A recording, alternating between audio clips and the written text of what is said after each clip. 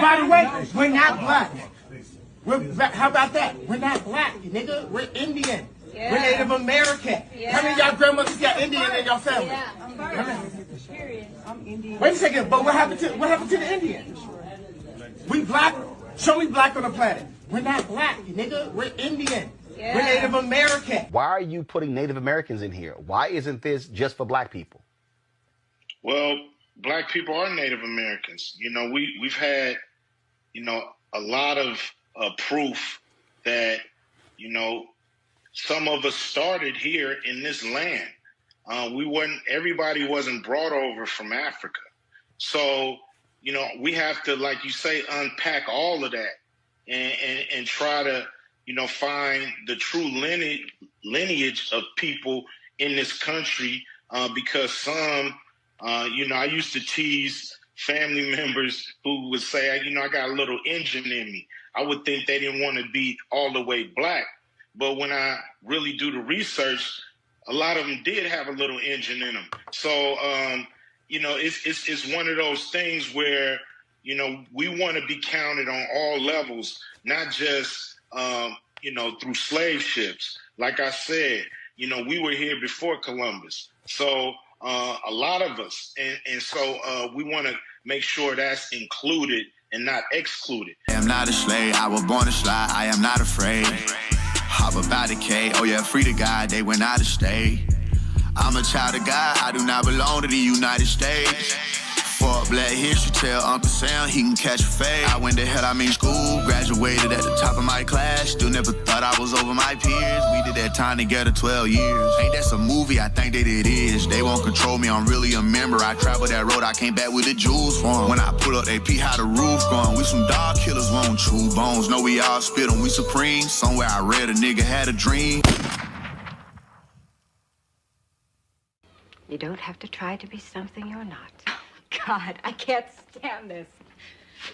Trying to be something I'm not? Trying to be proud of my African heritage? If that's being something I'm not, then fine. My grandmother was a full-blooded Iroquois. My grandfather was a black from a long line of journeymen who lived in Connecticut since the establishment of the colonies.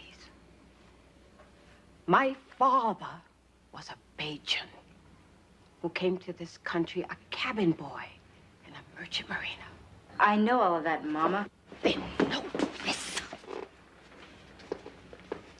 I am alive because of the blood of a people who never scraped or begged or apologized for what they were. They asked only one thing of this world: to be allowed to be. I gave you my grandmother's name, a woman who bore 9 children and educated them all. Who held off 6 white men with a shotgun when they tried to drag one of her sons off to jail for not knowing his place. And you had to reach into an African dictionary to find a name that would make you proud. I was born black, I live black, and I'm gonna die probably because some cracker that knows I'm black better than you, nigga, is probably gonna put a bullet in the back of my head. This is the remix. My father was raised in the era when black niggas couldn't claim Native American.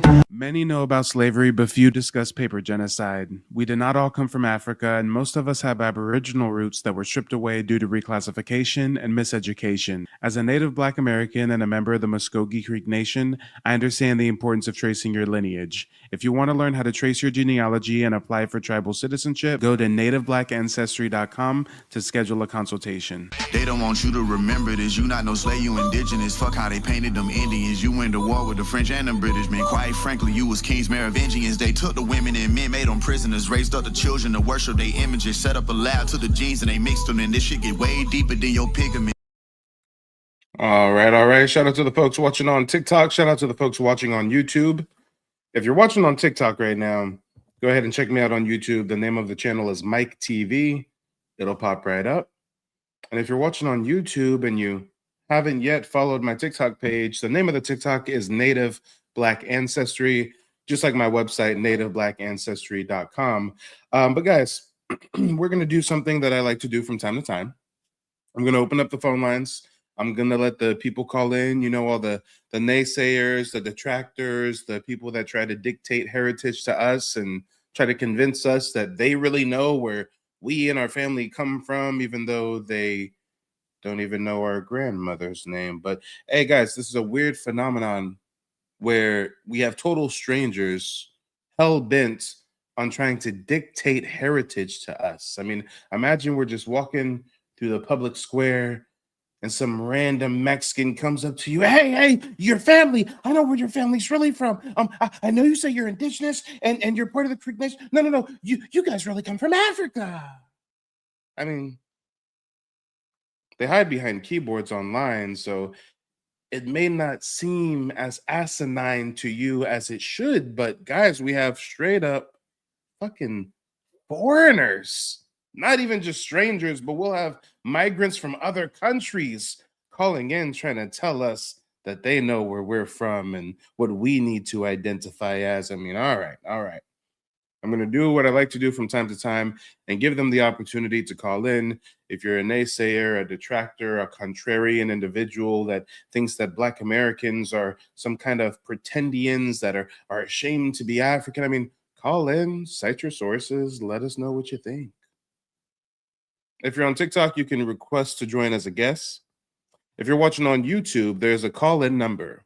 You can call that 405 number that you see on the screen. I guess the folks on TikTok could call in on the call-in number as well, but TikTok, you have two options. You can call the number up top, or you can request to join as a guest, whereas the folks on YouTube have one option. You can just call the number up top. But while we wait to see if we have anybody calling in, let me share with you guys a recent encounter I had with an individual that called into my broadcast.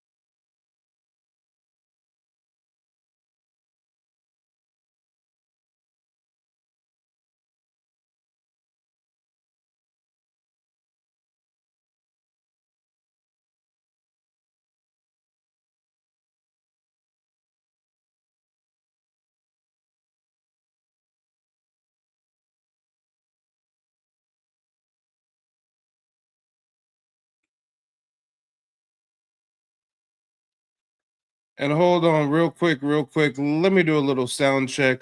Folks on TikTok, let me get some fists and feathers in the chat if you can hear that video as it plays. Folks on YouTube, were you guys catching any of the audio? You should have been getting the audio on YouTube, but I'm seeing some people in the chat saying they can't hear. Okay, so TikTok can hear the video. It sounds like YouTube may be having some technical difficulties. They're saying silence. All right, guys, real quick. For the folks on YouTube, let me just stop my screen share and redo it.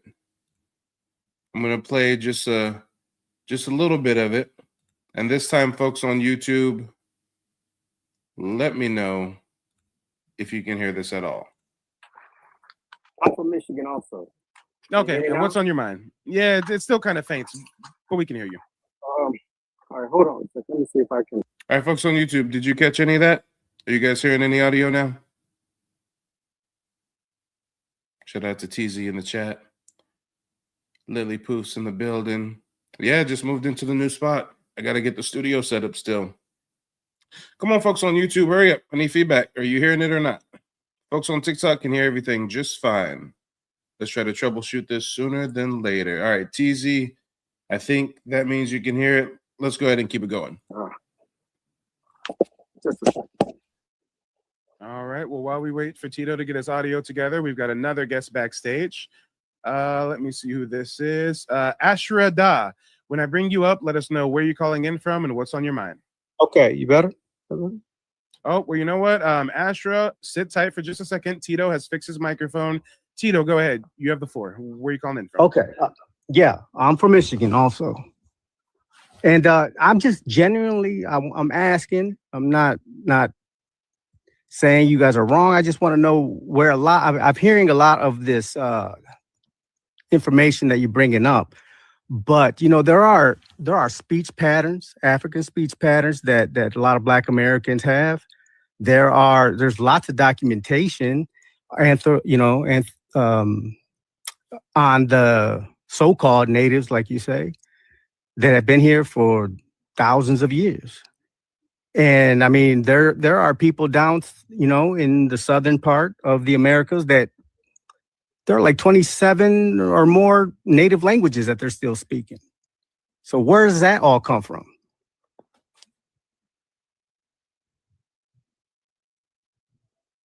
What is your question? Well, I'm proving. I mean, you guys are saying that. No. You said you're proving something. What are you proving? I'm bringing up information on. No, sir. Time out. You literally just said you're proving something. What are you attempting to prove? Go ahead, unmute yourself.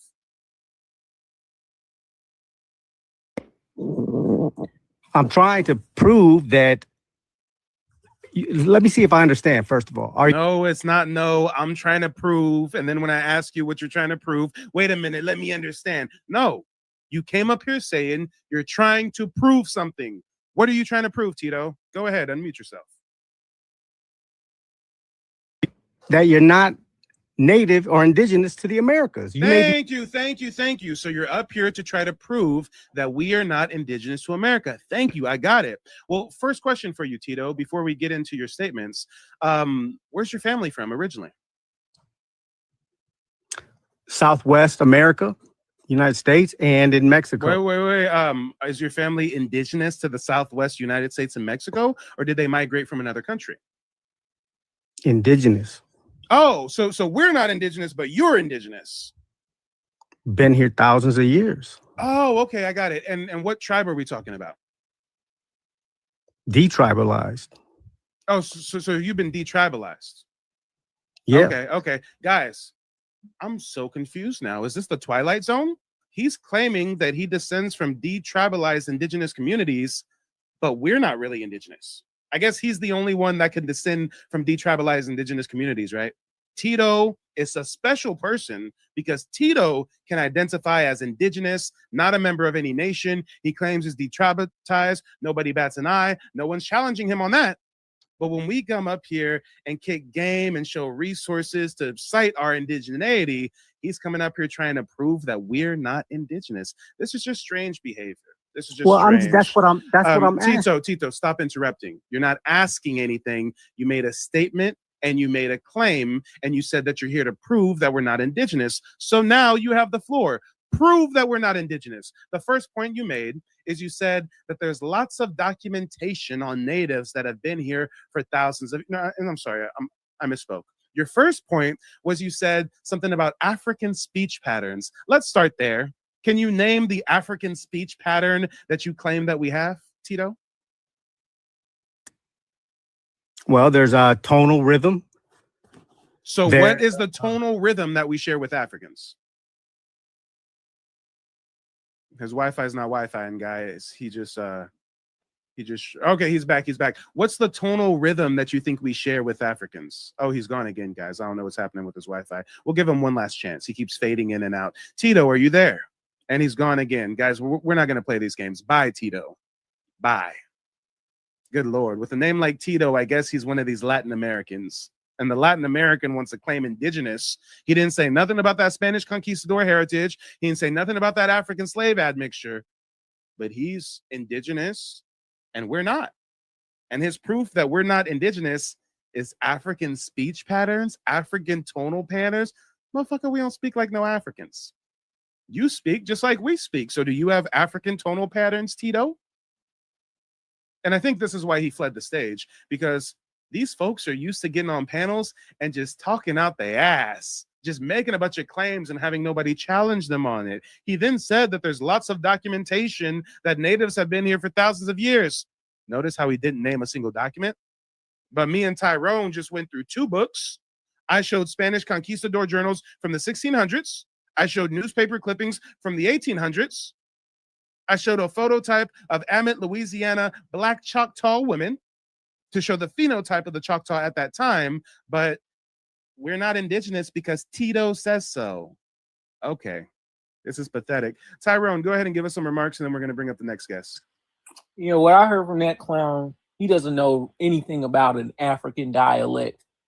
He's just saying that in general because they bestowed this label African American vernacular English on a lingua franca that's not even a native language to anywhere. It's just a broken English, a pidgin, a Creole, Low Country Gullah. These are not African languages whatsoever.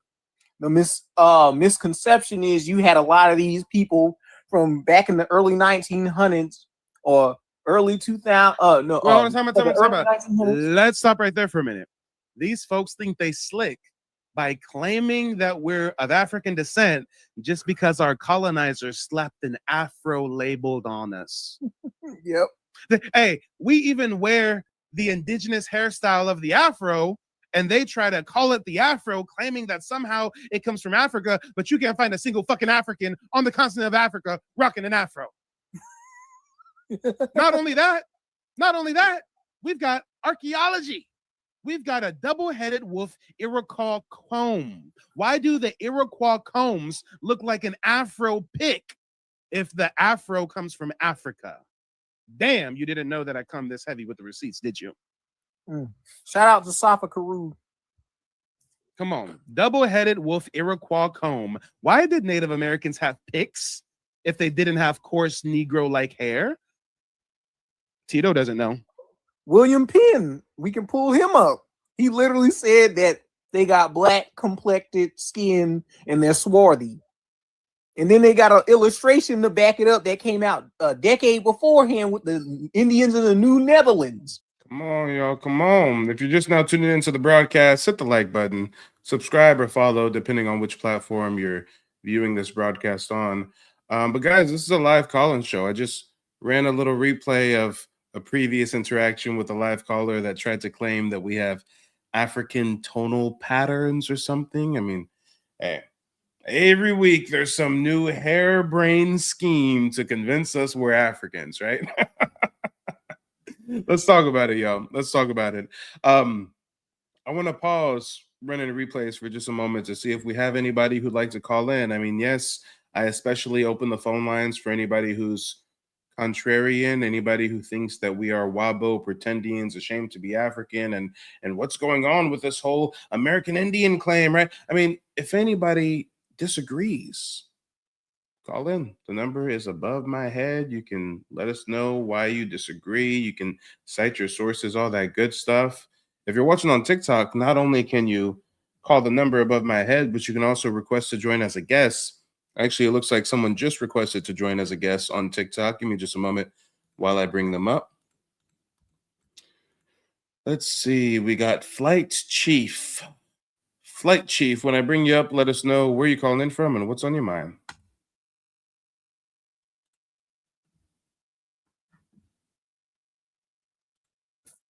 Hello? Yep. And actually, real quick, Flight Chief, hold on for just a second. Folks on YouTube, were you guys able to hear the guest? He just said hello. Just give me some feedback real quick on the YouTube side of things. I'm trying to broadcast this on YouTube and TikTok simultaneously, so a little feedback goes a long way. Let me see. I know the folks on TikTok can hear him for sure. I know the folks on TikTok got the audio A-okay, but what about YouTube? Come on, there's over 30 of y'all watching on YouTube. One of y'all can let me know if you heard him or not. He says, yeah, we good. Okay, caller, go ahead and let us know where you're calling in from and what's on your mind. I'm calling from Georgia, Atlanta, Georgia. And what's on my mind is that I know that Black Americans have indigenous roots. I just didn't think that Black Americans or Black people was indigenous to the land. I think that the Blacks had smooth hair or kind of like a different texture of hair, just like India, right? They have dark skin, but a different hair structure. And I thought that that was the main thing in America. But I think you're saying that there was people with afros in America, and I was just wondering, like, what is your evidence or sources I can look at to show like this is the proof of why Afro Black people was here in Americas? Okay, well, you said quite a bit there. Let me just try to unpack all your different points. You said that you always knew that Black people had indigenous roots in America, but you didn't think that they were really indigenous to this land. Yes. And what was your comment about India?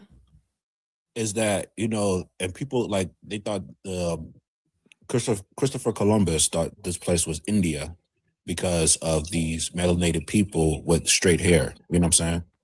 So I know that melanated people with straight hair mixed with Black American, right? But my question is, with people with Afro who also melanated was here in Americas, and do you have proof of that? Yeah, so we'll definitely get to the latter part of your statement and the proof of that and all that good stuff.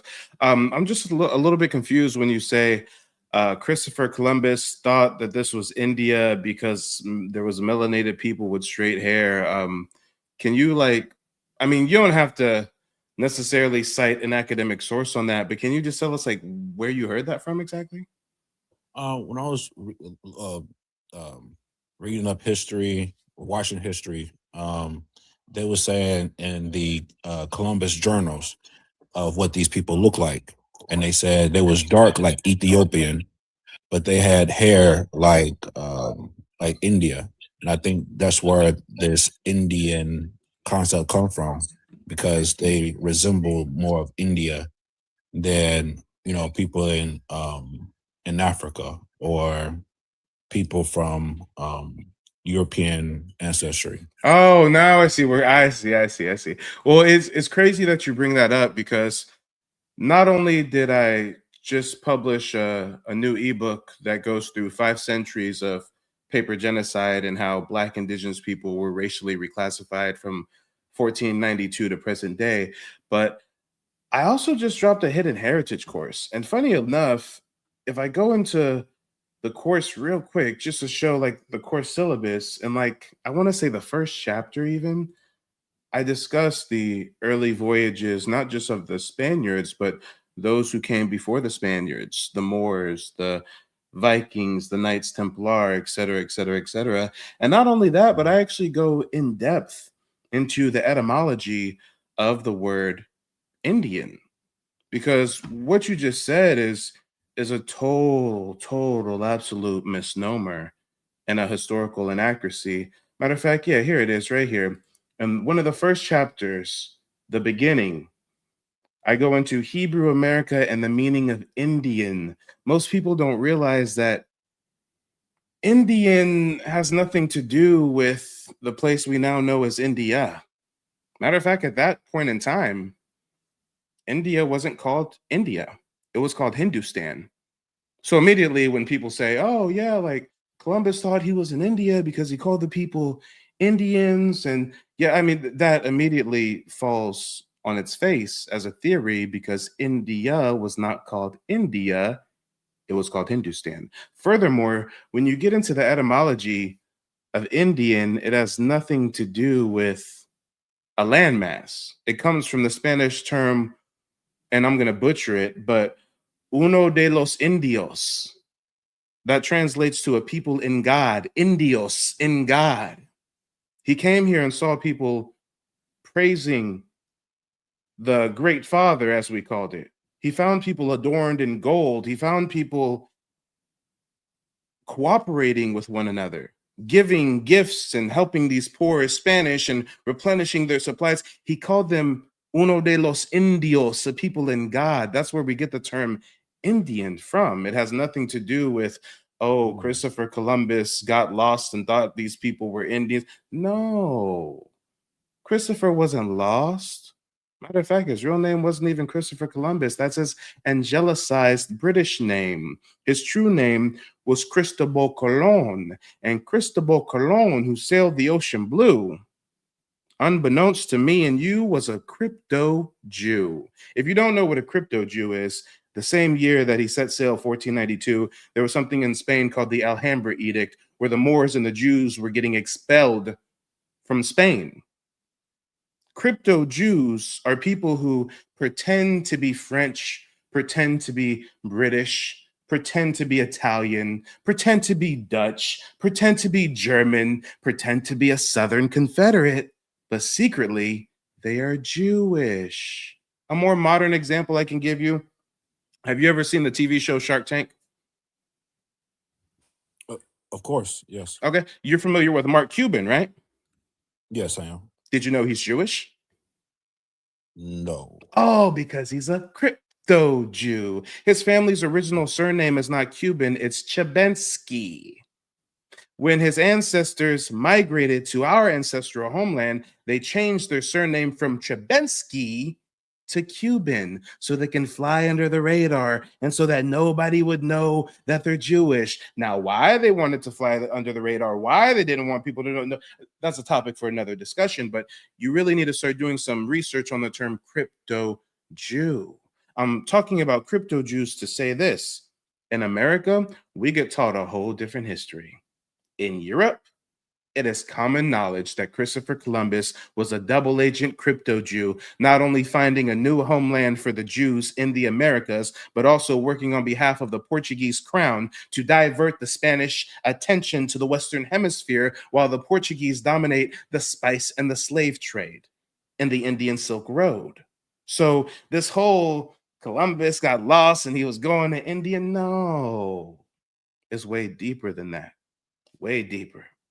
But what was your cool. My wait, second hold question was, on.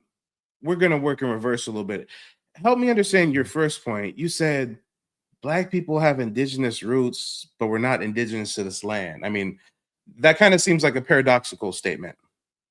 for me, in my mind, in my perspective, is that the Native Americans with melanated features, right? Brown skin, but have smooth hair or horsehair, mixed in with Black Africans that came from the boats, right? And I think that mixed and became a whole mixture, an admixture of people. Oh, I got you. So you're following the theory that, oh, there are some Black folks who have indigenous roots, but really they're like some Africans that mixed in with some natives, and that's why they have. Yeah, I got you. So you do recognize that in the Eastern Hemisphere, human beings in the Eastern Hemisphere come in a wide range of hair textures, right or wrong?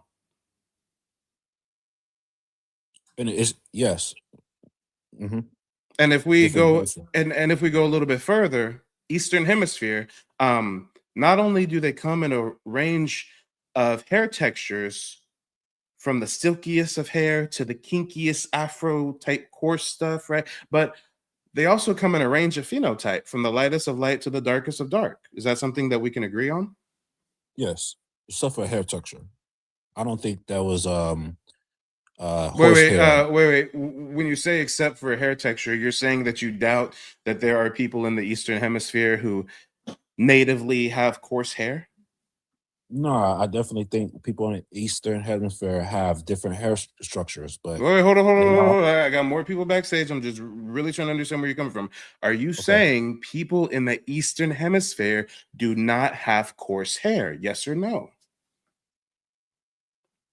No, I'm saying they do have coarse hair. Okay, so we agreed on two different things, that in the Eastern Hemisphere, there's people with a range of hair textures and a range of phenotypes, right or wrong? Yeah. Okay, definitely. So why do you think it's any different for the Western Hemisphere?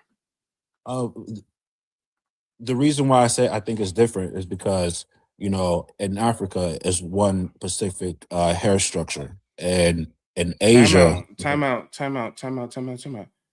I there's the didn't majority. I didn't talk about Africa. I didn't talk about Asia. I didn't even mention Europe. I said Eastern Hemisphere. That means The whole thing. everything east on that side of the world.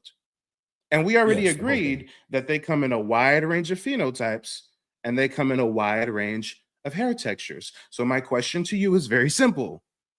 Why do you think that that is not the case for the Western Hemisphere? What is so special about the Western Hemisphere to where you think that people don't have a wide range of phenotypes and don't have a wide range of hair textures? No, I do think that the Western Hemisphere do have different hair structures as well. I'm just saying it's more in sections. You know what I'm saying? In that Western Hemisphere or that Eastern Hemisphere, it's in sections. So I don't think that. I don't know why you're bringing up sections. You made the point that Black Americans aren't really indigenous to America, and maybe some of us have some African ancestors that mix in with some natives. And the source that you cited was you saying that there was no coarse, kinky type hair in the Americas, but you agree that the Eastern Hemisphere has a wide range of phenotype. The Eastern Hemisphere has a wide range of hair texture. So why don't you think that that's the same case in the Western Hemisphere? And we still haven't gotten a clear answer. No, it's I do think there's. I don't know if you hear me or not, but I do think there's people with different hair structures as well in the Western Hemisphere. My question or my big question was, where is the evidence or proof of that? You know, I know Lucy, but Lucia, sorry, but other than that, I don't see any other Afro textured hair in the Americas. If you do have any information about that, please let me know. I'm confused. I'm wondering if my audience is as confused as I am, because on the one hand, you admit that people in the Western Hemisphere have a wide range of hair textures, but then you're also saying that you don't have any evidence and you need evidence of coarse hair and Afro phenotype. I mean, and then you yourself mentioned Louisa, which is supposed to be skeletal remains of a Black indigenous woman found in South America. So, I mean, it's just very paradoxical. I'm just not understanding where you're coming from. It's like you ask for proof and then you give proof yourself. You ask for proof, but then you already admit that people in the Western Hemisphere come in a wide range of hair textures. I mean, I'm just not understanding. I think the big misunderstanding is majority and minority, right? I don't think there was a majority like that. I think it was very sprinkled, like very minority. Okay, what does I don't think there was a majority like that mean? I mean, I don't even understand what that statement means. In the Western Hemisphere, I don't think there was majority of Black Afro people in this continent. But I do think Okay, in the wait, Western hold Hemisphere, on. Tell me. So you're saying in the Western Hemisphere, you don't think it's a majority of Black Afro hair texture. Sir, when you say Black Afro, you're not literally talking about like an Afro, are you? Yeah, I'm talking about Afro, yeah. Okay. Because you got two different types of Hold Black. on. You do know that not all Black Americans have Afros, right? Black Americans come in a wide range of hair texture, from the straightest of straight to the kinkiest of kinky and everything in between. So when you say you're not really seeing hair texture like that, and I'm just, again, not really understanding where you're coming from. You're acting like every single Black American has an Afro, and you're saying, hey, I don't see a bunch of Afros that are native to the Americas throughout time. I mean, I'm not understanding you. Black Americans come in the lightest of the light of shades and the darkest of dark. We come in the straightest of straight hair to the kinkiest and curliest of hair and everything in between. So when you say that you need evidence and you don't really, I mean, I feel like you haven't even done research on the phenotype of indigenous tribes across the Americas, because if you've done that research, you would know that this Afro hair texture you speak of is well documented since the first time a European stepped foot over here. I mean, I'm not saying. I feel like I really don't need to educate you for free 99 and give you a bunch of source material and primary sources when you should just start doing some basic research on your own. I mean, how many indigenous communities across the Americas have you even researched personally for you to make the statement that you know the hairstyle in the Western Hemisphere and our hairstyle doesn't match that hairstyle? I mean, what are we talking about? Can you even name 5 indigenous communities from South America? Can you even name 5 indigenous communities from the Caribbean? Can you name 5 indigenous communities from the Great Lakes region? I don't think you can. So when you make blanket statements about hairstyles and not seeing it like that, I mean, Lord, they don't know what they don't know. I think what you misinterpreted me on is that I didn't come to teach. I came to ask a question. Now, if you want to charge me for your answer, I understand, but I just came to ask a question and see if I can get information on it. I'm simply guiding you through an exercise in critical thought. That's all. Yeah. You've already acknowledged the Eastern Hemisphere, wide range of phenotype, wide range of hair texture. You say there's the same thing in the Western Hemisphere, but then you're still confused by Black Americans getting in touch with their indigenous roots. I mean, you made the statement that the only way there's Black indigenous people is if an African mixed with a native, but you cited 0 sources for that. I mean, are you talking pre-colonization? Are you talking post-colonization? Are you claiming Avery, Native Black American, descends from an African slave post-1600s that made it with a native? I mean, you make very blanket statements about our lineage, and you don't really make sense while you make them. The reason why I say this because this is just my perspective on what I think. I'm not saying that it's true or not true. That's what I asked for clarification. No, and before I give clarification, I'm trying to understand what you think and why you think it. Yeah, that's it. I'll give you clarification. I'll go through sources. I'll give you books and everything. But first, I'm trying to understand where you're coming from with this. So I'm assuming you're under the notion that most all Black Americans exclusively have West African heritage. No, not exclusively. But I do think that it was the big migration of Black people that come to this country. It was through slavery. Okay, I got you. So you think the first big wave of migration of Black people coming to the Americas is post-slavery? You don't think there was already migrations of Black people in the Americas before slavery? Correct. But I do think there was minority of African people that was here in Americas before slavery. Well, I'm confused by why you're associating Black with African. No, Black is a color. Black is not a geographic destination. So how does Black become exclusively tied to African? No, what I said is that melanated people with straight hair and melanated people with Afro hair, where they both are melanated people, right? Wait, hold on. But do you think that like all life started in Africa and everybody who has melanin traces their roots to Africa or something? Yeah, I think the life started in Africa, but I think there's also mutants or mutations that cause different phenotypes throughout the world. Oh, okay. So life started in Africa, and there's mutants or mutations that cause different phenotypes.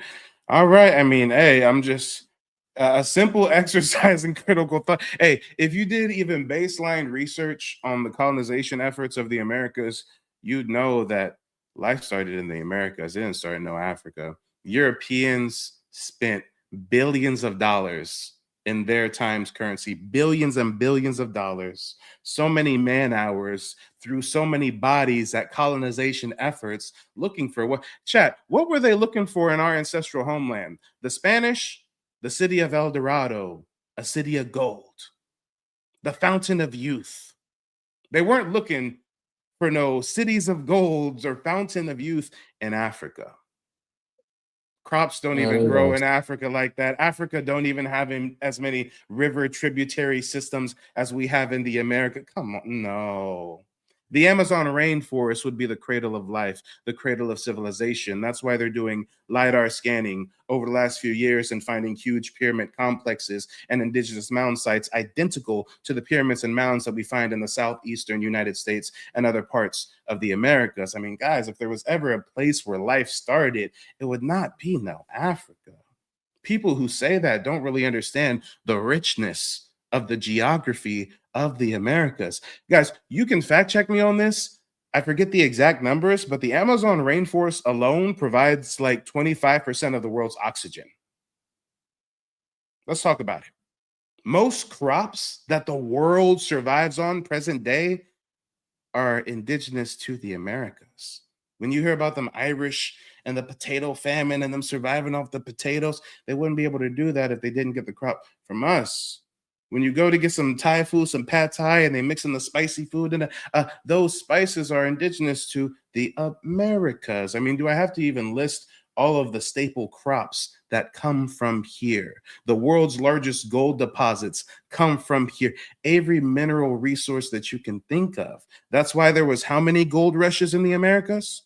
It was way more than just the California gold rush. You had the Alabama gold rush. You had the Georgia gold rush. You had the Spanish colonization gold rush that went all the way from what? The 1400s to the 1700s? Oh, Lord, trillions of dollars of gold extracted from this land. But people still promote the notion that Africa would be the cradle of life. Okay. All right. So let me get this straight. So do you think that life started in like South America, then they moved to North America, then they moved to Russia, to Asia, to all the way to Africa? I'm not really concerned with the Eastern Hemisphere at all. I'm concerned with me and my people. I'm a member of the Muskogee Creek Nation, and my tribe's ancient oral origin story states that we were from Central and South America and migrated into what is now the Southeast around Montezuma's time and all the turmoil going on with the Spanish. So I can't speak to the Asians and I can speak to me and my people. I can speak more specifically to my tribe, our own oral tradition of our history, of our origin on this planet, is that we came from Central/South America and over time migrated to other parts of the Americas. Okay. Okay. I mean, if I pull up a map, you'll see that the Gulf Coast region is heavily connected. I mean, Florida is right by the Caribbean, which is right by South America. I mean, this is all a hop, skip, and a jump, a short canoe ride away. So when I talk about this migration, it's not so crazy to think of when we know that people throughout time migrate. But because of the American school system, they'll make you think that the only great migrations were what, after emancipation, when folks was going up north, or with the Trail of Tears, 1800s. I mean, you really got to start doing some independent research. But hey, go ahead. Let me know any other questions you have. Provide some closing remarks. I got some more people who've been patiently waiting backstage. But shout out to the chat and for everybody tuning in. Of course, make sure to check out the website, nativeblack.ancestry.com. I built it out with tons of historical resources. For an individual like this caller right now, he's talking about proof. He's talking about resources. I mean, I straight up have a book list where I cite a lot of my sources. I know I was mentioning Christopher Columbus being a crypto Jew, I mean, you can find that in Sails of Hope. That's written by a Jewish author about how Columbus had a secret mission for the Portuguese and he was a crypto Jew. When I'm talking about Black indigeneity, I mean, you can check out the book, Black People Are Indigenous to the Americas, research material for the inquisitive. You can check out Indian Slavery in Colonial America. You can check out Yamasee Indians, Culture, Heritage, and Practices. You can even check out my own book, Reclassified, 5 Centuries of Paper Genocide, How Race Was Used to Erase Native Black Americans from 1492 to 2025. But quick question, caller, before you provide some closing remarks. Is this your first time tuning in to my platform, or have you seen this before? I think this is just my second time. Oh, your second time. Okay. So if you're not familiar with me and my work, I'm not just one of these Black folks you see online claiming that we're indigenous and don't have any sources to cite. You know, I'm a card-carrying member of the Muskogee Creek Nation. I hold federal tribal citizenship. I descend from the Chief Justice of the Supreme Court of our tribal nation. I mean, I have a well-documented history being indigenous to this land and having indigenous ancestors tied to the Southeast. So I just wanted to, you know, cite my resume a little bit, because I know there's a lot of Black folks online who might 1 minute claim they're Moors, next minute claim they're Indians and stuff. We're not into that. Yeah, that's why I respect your information. in your platform, especially when dealing with this. That's why I ask those things. I trust me, I'm not coming um, at bad faith. I'm genuinely wanting to know these things, and Yeah. yeah, I definitely want to get your book because that's something I definitely need to know as a Black American. Mm-hmm. Definitely need to know that. So yeah, I got no problems with that. I think my last remark is that and everything you're saying I don't disagree with. I just I just need something. I guess I need to just read the book. Here, Yeah. how about this? I'll give you a sneak peek. Some believe that the game is meant to be sold and not told. I believe the opposite, okay?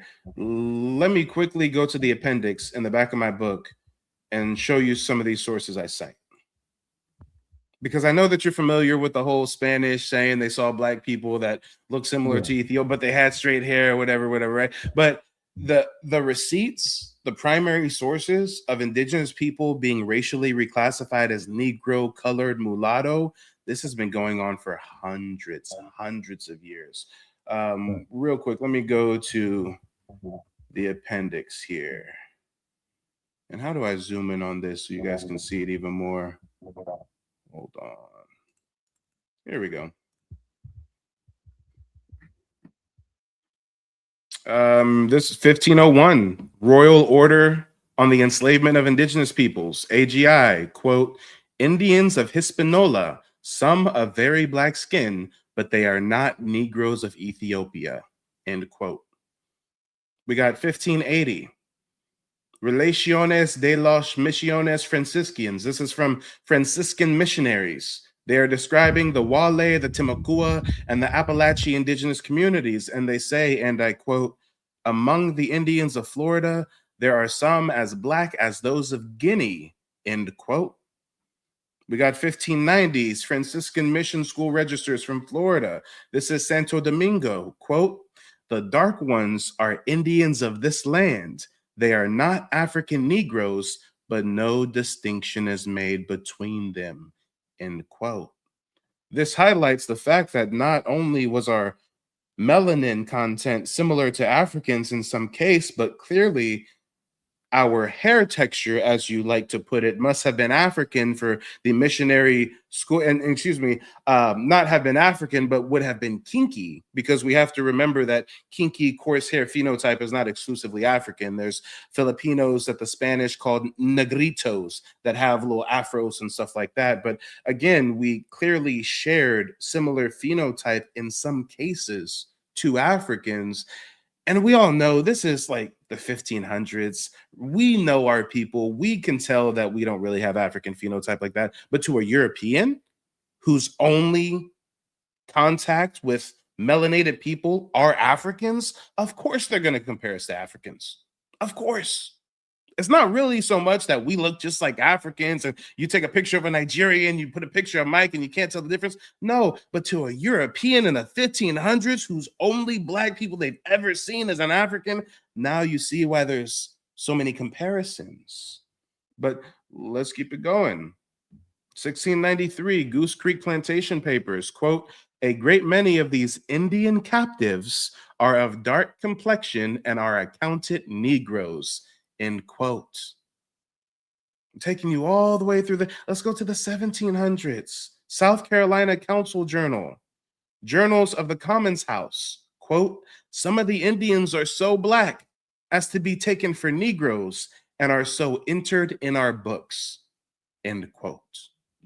I mean, are you familiar with the fact that there were black indigenous people enslaved, reclassified as Negro? Then they sued in colonial court and said, hey, you guys are calling me Negro. You're enslaving me. I'm actually an American Indian. And they win their court case and get their freedom. Are you familiar that happened dozens and dozens of times in colonial Americas? Yep, definitely did. Okay, so again, this isn't like some niche one-off thing. I mean, if we've got, just for example's sake, if we got 5 people who are indigenous, melanated, getting reclassified as Negro and enslaved, and they're suing and getting their freedom. If we got 5, then you know there's hundreds who aren't in that same privileged situation to be able to sue or have the legal representation or to get their indentured servitude reversed. So it's like, how do we literally have court cases of American Indians being reclassified as Negro and enslaved on their own land? They sue and they win, and we still have people talking about, oh no, but Black folks aren't really Indians. Maybe there's some Africans that had sex with some Indians. Like what are we even talking about? For the amount of Africans that went to North America, it's logistically impossible for them to have made it with American Indians in such high numbers to produce the huge communities of Black Indigenous people that we see to this day. I mean, what are we talking about? Less than 4% of all African slaves who were trafficked to the Americas went to North America. Most of them went to Brazil, which is why you see a rich Afro-Brazilian culture and they eating fufu and all kind of shit. What African culture do Black Americans have in North America? None. Do we have oral tradition of our great-great-granny saying that we come from the Ashanti tribe and we were kidnapped and sent over here? No. Do we have an African dance or an African mythology, spiritual? No. Do we have an African dish passed down through the generations? No. But we got the same people who enslaved us, disenfranchised us, lynched us, massacred us, redlined us, Jim Crowed us, segregated us. We've got those people trying to convince us we come from Africa. And some people fall for the okie doke. But for anybody who's unfamiliar with these court cases that I'm referencing, you guys can look them up. One of them is Robin versus Hardaway. This was 1772. We've got an indigenous woman sold into slavery during a time when it was illegal to enslave Indians. So guys, look at how trivial this shit was. They outlawed enslaving Indians. So you know what they did, right? When a European gets caught with a whole bunch of Indian slaves, and the marshal's like, yo, what are you doing with these Indian slaves? The European says, oh no, these aren't Indians. I got them from Africa. I mean, in the 1700s, that was some real high-level slick shit right there. In 2026, we're like, this is child's play. Come on. We've got another court case, Hudgens versus Wright. That's one of the most famous ones, Hudgens versus Wright. That was 1806, Virginia Court of Appeals. We've got the Coleman/Hardaway line of cases from the 1770s going all the way to the 1800s. So, I mean, the earliest Europeans that come over say they see Black Indigenous people. Europeans are writing paintings that sit in German churches right now depicting Black Indigenous people in the Americas. They enslave these people, reclassify them for centuries. Some of them eventually sue and get their freedom and fight back against the paper genocide, but to this day, we got people who just, I mean, help me out, guys. Help me out. We got people who believe that we never went to the moon, that 9/11 was an inside job, that Jeffrey Epstein and the world's elites trafficked folks to islands and shit, but they won't believe that Black Americans are indigenous to the Americas. Okay. I got it. Yeah, man. Thank you so much, man. It sounds like I need to go back to school. Hey, and I'm here to help. For only $15, you can access a digital archive through my website. I've got over 800 documents, family photos, newspaper clippings, book excerpts. The list goes on and on and on. I've even got ex-Indigenous slave interviews. Black Indians stolen from plantation by slave traders, sold at the auction in Louisiana. I mean, is real deep with the receipts. Ex-Indigenous slave ads, slave masters putting out ads in the newspaper for their Black Indian slave that ran away. I mean, 1776, $10 reward, run away from the subscriber on his journey from Williamsburg on the 11th of May near King William County. A mulatto servant man named John Newton, about 20 years of age, an Indian by birth. Oh, so Indians were reclassified as mulatto. Oh, and we know over time mulattoes got reclassified as colored, Negro, eventually Black. Oh, we know those who got reclassified as Negro and Black in 1988 got reclassified to African. Oh, I got it. Caller, go ahead and provide us with some closing remarks, and then I got somebody else trying to call the phone lines, but go for it. No, that was it. You pretty much said it all, man. Just all I can say is have a good day. Yeah, I appreciate you being open to new information. Take it easy. Till next time. And let me try to call that person back who was just calling the phone lines. Let me see if I can get him back. Give me a second here. 244. Where'd the number go? What was that number that just called? Here we go.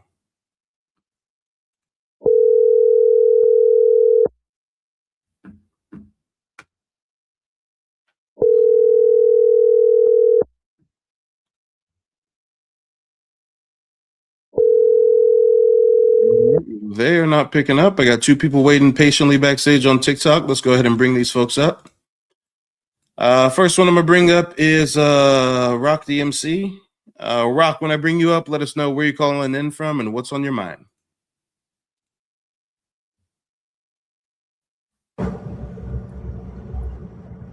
Hey, Mike, what's happening, man? Hey, how's it going? You got a lot of background noise. Is there any way to minimize that? Man, well, that didn't work. I'm actually, hold on just a second. Yeah, I'm actually in my You driving a truck right now? I am, dude. Oh, Yeah, that's but all right. That's all right. Truckers are the lifeblood of the country. Okay, so we will make do with your poor audio. Go ahead and let us know where you're calling in from and what's on your mind. Well, I am native of Louisiana. All my people, my mom's side was from Central Louisiana, by way of Point Coupé, Louisiana. My dad's side was from further South Louisiana. I got a question, man. And we've talked before, me and you, right here on your live. Why is the Louisiana paper trail so darn hard, bruh? Well, why is it so hard to follow? I think it probably had to do with the Louisiana Purchase.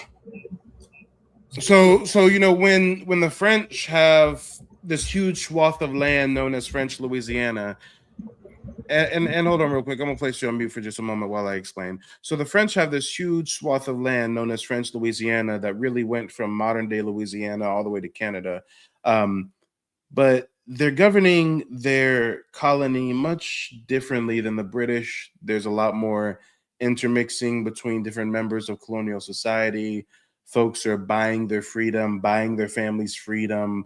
Indigenous people are mating with French people, et cetera, et cetera, et cetera. So there's a lot of mixing going on in Louisiana. There's also still a lot of pure Black indigeneity. But when the British take over that territory and they switch it from the French colonial caste system to the British color-based binary system, I mean, there's going to be a lot of historical and genealogical erasure that goes on. Not only that, you know, Louisiana, huge base of operations for some warlike indigenous people. The Natchez immediately come to mind. And we find that the Black indigenous communities that war against the colonial imperialists, they get dealt the dirtiest hand when it comes to paper genocide and racial reclassification. I mean, after the Yamasee War of 1715, the warrior men were sold as slaves in the Caribbean, and the women and children were sent to plantations in the Southeast. So, you know, there's many reasons why the paper trail is so hard to follow in Louisiana. Go ahead and unmute yourself. Yeah, well, my mom's side was pretty easy, man. I kind of dated all her people back to like almost, I want to say, 1567, I want to say. Mm-hmm. And my dad's side was pretty fickle because there was a lot of mixture going on. Oh my God. And but from what I was told from an aunt a while back that we had traces of, what was it? Homa, Chittimacha, and of course, I think on his paternal side was a Takapai Shack. Okay. So yeah, man, but it's really, my dad's house is really hard because, you know what I'm saying, I think there was a couple of grandfathers in there, or great grandfathers, you know what I mean, on that one side of that generation. But man, it's just been it's been work, man, and I've been at this for almost 3.5 years trying to figure it out. Yep. I feel you. Well, hey, if you need a census with genealogy research, you already know, go to the website. You can access my calendar, book a one-on-one with me, where I teach folks the 3-step process that me and my family use to trace our heritage and get tribal citizenship. A 3-step process, huh? Okay. I break it down into 3 steps. It seems easy because it's broken down in 3 steps, but it's definitely complicated. I figured. Yeah. All right, brother, man. Keep doing what you're doing, man. Yeah, for sure. Until next time, brother. Keep on trucking. All right. And shout out to all the truckers across the Americas. I've got a lot of truckers in the family. I say all the truckers across the Americas because Lord knows them truckers in Latin America and the Caribbean, hey, they be having to drive them rinky-dinky little diesel trucks. Damn, it'd be a real health hazard for them to get on the road. Let's see. Let's bring up Mr. Nobody. Mr. Nobody, when I bring you up, let us know where you're calling in from and what's on your mind. And shout out to Waxacodal Burungino. Nice name there. Mr. Nobody, where you calling in from? What's on your mind? What's happening? I'm calling from Tampa, Florida, but I'm originally from Southern Illinois, Shawnee Federal Forest Reserve in Southern Illinois. So I'm from down there in Karnak, outside of Mound City. But I just wanted to say, bro, thank you for what you're doing. You know, a lot of us know, but we don't know, and we don't have the information that you're pushing out. And I just want to thank you for that, bro. I want to thank you. Yeah, that's what I'm here for. I appreciate the acknowledgement. I get thanks from time to time, and I'm like, I don't even know how to respond to the thanks, because there's people who think I do such great groundbreaking work for the community, but there's so much information I have access to that I'm still working to give you guys access to where I'm like, yo, like, this ain't nothing yet. We are just scratching the surface. Yeah, let him cook. Let him cook. But let me jump down and give somebody else a chance to come up that really needs to know something or wants to know, you know? Yeah. Or hopefully wants to debate me. I mean, Lord knows we see these motherfuckers in chat rooms in the comment section all day under our posts talking about we're really Africans and da-da-da-da. But when I drop a call in a number and I say pull up, they don't want smoke with they don't even want to start 67 it. No, they don't want smoke with brothers like you because they already know you know for a fact and you have your information down pat. So they don't even waste their time. They're looking for people that are just learning, you know what I mean? And just finding out about their ancestry. No, I agree. They're looking for weak minds. Yes, sir. Ain't gonna find that over here. But all right, brother, till next time. Thanks for calling in. Yes, sir. Yeah, Phoenix, they prey on the miseducated. That's why I go so hard. Every day there's a young Black American realizing that they just went through 12 years of propaganda and indoctrination masked as public schooling systems. And at the same time that they're like, wait a minute, grandma did say that. Wait a minute. At the same time, they got some Mexican, they got some Asian on some reservation, they got some descendant of Pilgrim, they got some motherfucker talking about, oh, no. Don't look over there. You're not you're African. Trust me, bro. Okay. Let's see who else we got backstage. Telly Kuro. Let's see. Tally, where are you calling in from and what's on your mind? Calling in from Houston, man. I wanted to drop something and run something by you. See if you're familiar with the indigenous slave trade from Havana, Cuba to Texas. And also, are you familiar with the Camiendo and the Minas slave trade in South America? And are you familiar with the different trade routes going from South America to the Americas? I am, but I think a lot of people watching right now are not. So if you have information on that, why don't I pass you the mic and you go ahead and school the folks. I just give you some off of my line. One of my lines is Takapa Ishak, Veggie Becking on what you were saying. A lot of the hostile tribes in the Southeast, particularly where I'm at, Southeast Texas, Louisiana, we fought the Spanish, the French, everybody. So we really experienced paper genocide on both sides. But one good thing, the genealogical research to help you guys out, make sure you find all those local churches, the Baptist churches, and also the first prisons and stuff like that were really reserved for a lot of the indigenous leaders and chiefs that were resisting the U.S. land grants. Particularly my family, I had some people that went to Huntsville prison, and they were the first people there because they resisted the U.S. land grants and Liberty and Moss Bluff, where my people from. There's the Panther Band, the Takapaisha. We've been dated back over 14,000 years in that area, but it helped me out tremendously. Checking out those different, also check out the local prisons and stuff, how they started, because how the prisons actually started was to lock up, a lot of the warriors and leaders so those land grants can go through and stuff. So yeah, that's a little genealogy game. I just want to see if you can veg you back on what I'm talking about, break it down to the people. Yeah, most def.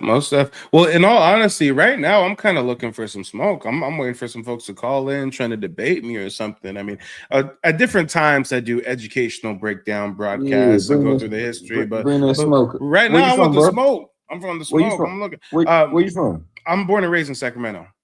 Sacramento? Okay. Yeah, I gotta send you a lot of information. I got a lot of information from out that way. I know you can utilize for a lot of those those Indians out that way. Oh yeah. No, a big tribe out there in Northern Cali was the Maidu. They actually took over their indigenous settlement and build the Oroville Dam on top of it. Most people don't know a lot of these California dams built on top of indigenous cities, indigenous towns. I mean, they get real deep. So I'm gonna drop this on you. You're gonna love this. So I know you know about those Buccaneers and those privateers, huh? Mm-hmm. Come on, boy. Yeah. So what do you know about a lot of those Buccaneers and privateers fleeing to California after Juneteenth? Are you familiar with some of that history? I'm not so much familiar with that history. My history was more so focused on a lot of the privateers, pirateers, and buccaneers being crypto Jews. Yeah, Gene Lafitte and a Bear Terrier Bay in Galveston, Texas. Those were the enslavers that we dealt with in Southeast Texas, Louisiana, and they went up and down the Mississippi and up and down the Gulf Coast and enslaving a lot of indigenous people. And they were crypto Sephardic Jews. Gene Lafitte's mother was executed for not converting to Catholicism. That's one of his major things. Reason why he sacked so many Catholic ships and stuff like that. And you say y'all niggas killed my mama. but see, the kicker thing is he was swarthy, and I know some. My dad still knows some of the Lafitte family. You know what I'm saying? Out of Galveston. So that's the crazy thing. You know what I'm saying? But yeah, those Buccaneers and those privateers were something else, especially around these parts out this way. So yeah, man. Somebody come bring. Now I want no smoke. I want. Yeah, man. It ain't been no smoke lately. I be trying to bait them in. They don't. Hey, I had one caller earlier who I thought might be on some smoke, but it ended up just being an educational lesson. But I'm looking for the smoke. I'm looking for a good natured debate. I mean, can anyone call in, tell us how we're really from Africa, and cite a source, and then I'll cite a source, and then you'll cite a source, and I'll cite a source, and next thing you know, we're having a debate. That's how it's done. I love those PhDs and college professors, boy. I love them. And oh man, they drop out really, really quick though. All right, brother. It was nice chopping it up with you. I'm gonna see who else I got backstage. All right, Brody. All right, peace. Peace. All right, let's see. Do we still have some folks backstage on the TikTok side of things? We do. We got Tyrone in the building. Tyrone, let the folks know where you're calling in from and what's on your mind. What's going on, Mike? What's going on? I called over some Siberians and some Pangoopies. If they get the message, then oh well.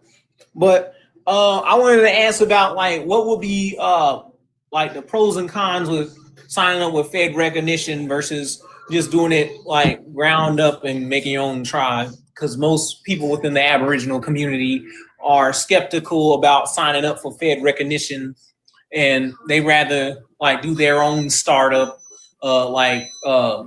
indigenous survivals, where they're building up their own tribal clans and stuff, and people are calling them pseudo and pretendos and all that other stuff. What would be like the next approach with that we know that we're indigenous? What would be like the better approach with pursuing like something more legitimate when it's coming to legal standpoint, getting like our own rights, our restitution, reparations, and repatriation? What would be the best option moving forward since you're a card-carrying Creek member? Yeah, great question. Great question. And I'm gonna place you on mute while I answer it. Just a little bit of background noise. So I really abstain from acting like some messianic figure that can lead the way and show you guys that you should get federal tribal recognition or you should start your own tribe or die. My name is Bennett and I ain't in it. What I'm about is motivating, educating, and above all else, getting every single Black American to do their genealogy.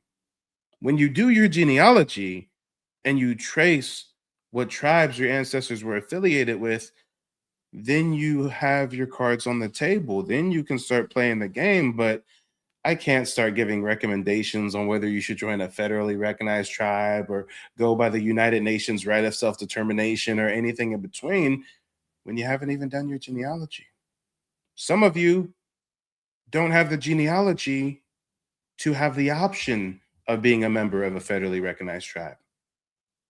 Some of you have the genealogy to be a member of a federally recognized tribe, but because of the Freedmen controversy and court case, you can prove you have a heritage, but you still can't get tribal citizenship.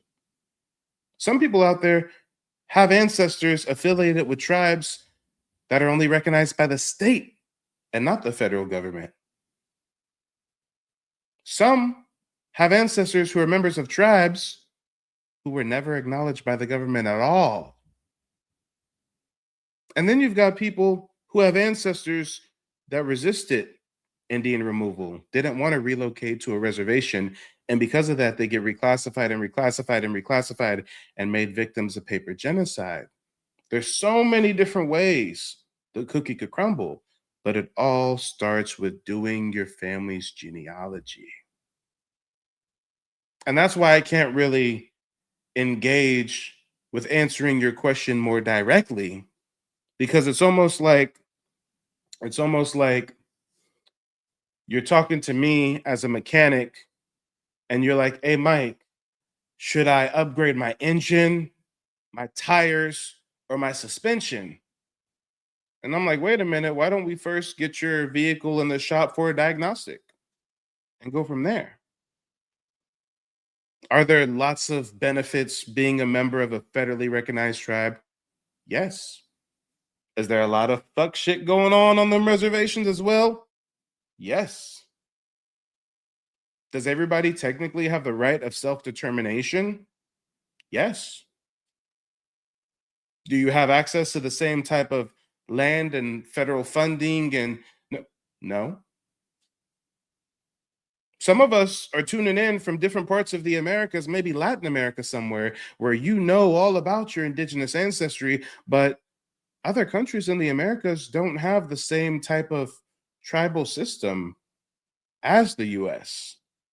You think the Taino have a reservation somewhere and get billions of dollars from the Puerto Rican government? No.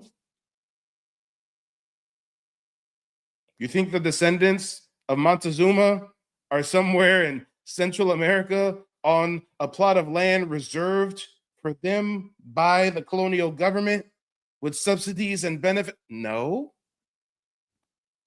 Guys, recently I relocated from Oklahoma back to the Pacific Northwest, and my Uber driver who took me to the airport, she was indigenous, I forget the exact tribe, but from Cuba. And she's telling me all about her indigenous ancestry.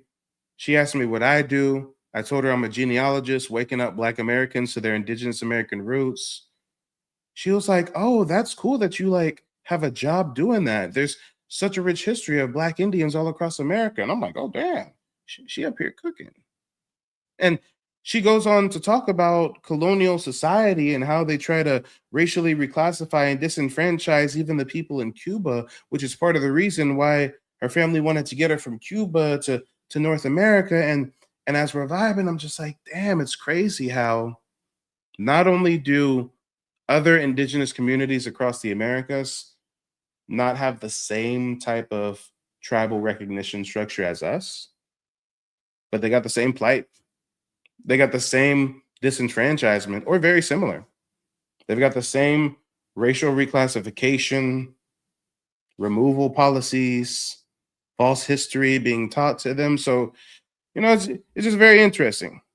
It's very interesting. But again, circling back to your answer, Tyrone, or excuse me, your question. My answer to your question is people should do their genealogy first, and then once they see what tribes their ancestors were affiliated with, then they can know what options are available, and then they can start deciding which option is the best bet. But go ahead, Tyrone, you got the floor. Yeah, that's fair enough. Because a lot of people out here in our own circles, and even the naysayers as pan goofies, or even these Mongol style Native Americans, are actual fair recognized black folks that like put themselves as gatekeepers of indigeneity.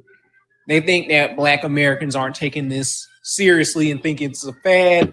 It's like the Commission stuff, the Hebrew Israelites, Moors.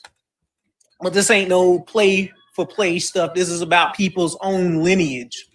And we're having serious discussions about reparations.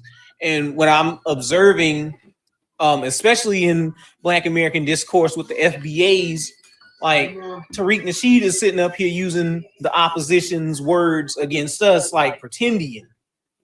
And you're supposed to be on the Aboriginal side of the spectrum. He's not on the Aboriginal side. He's a former Pan-Africanist turn African separatist. Mm-hmm. What are you talking about? Yeah, the brother Samuel, he went up there showing evidence on how like indigo was utilized by people for like 6,000 years before any transatlantic slave trade stuff happened. But he wants to attribute it to some slaves making some Negro. Hold on real quick. I want to take a moment to read this article that I have on the screen right now. For the folks watching on YouTube, you cannot see the article, so I want to read the article. The folks on TikTok can actually see it.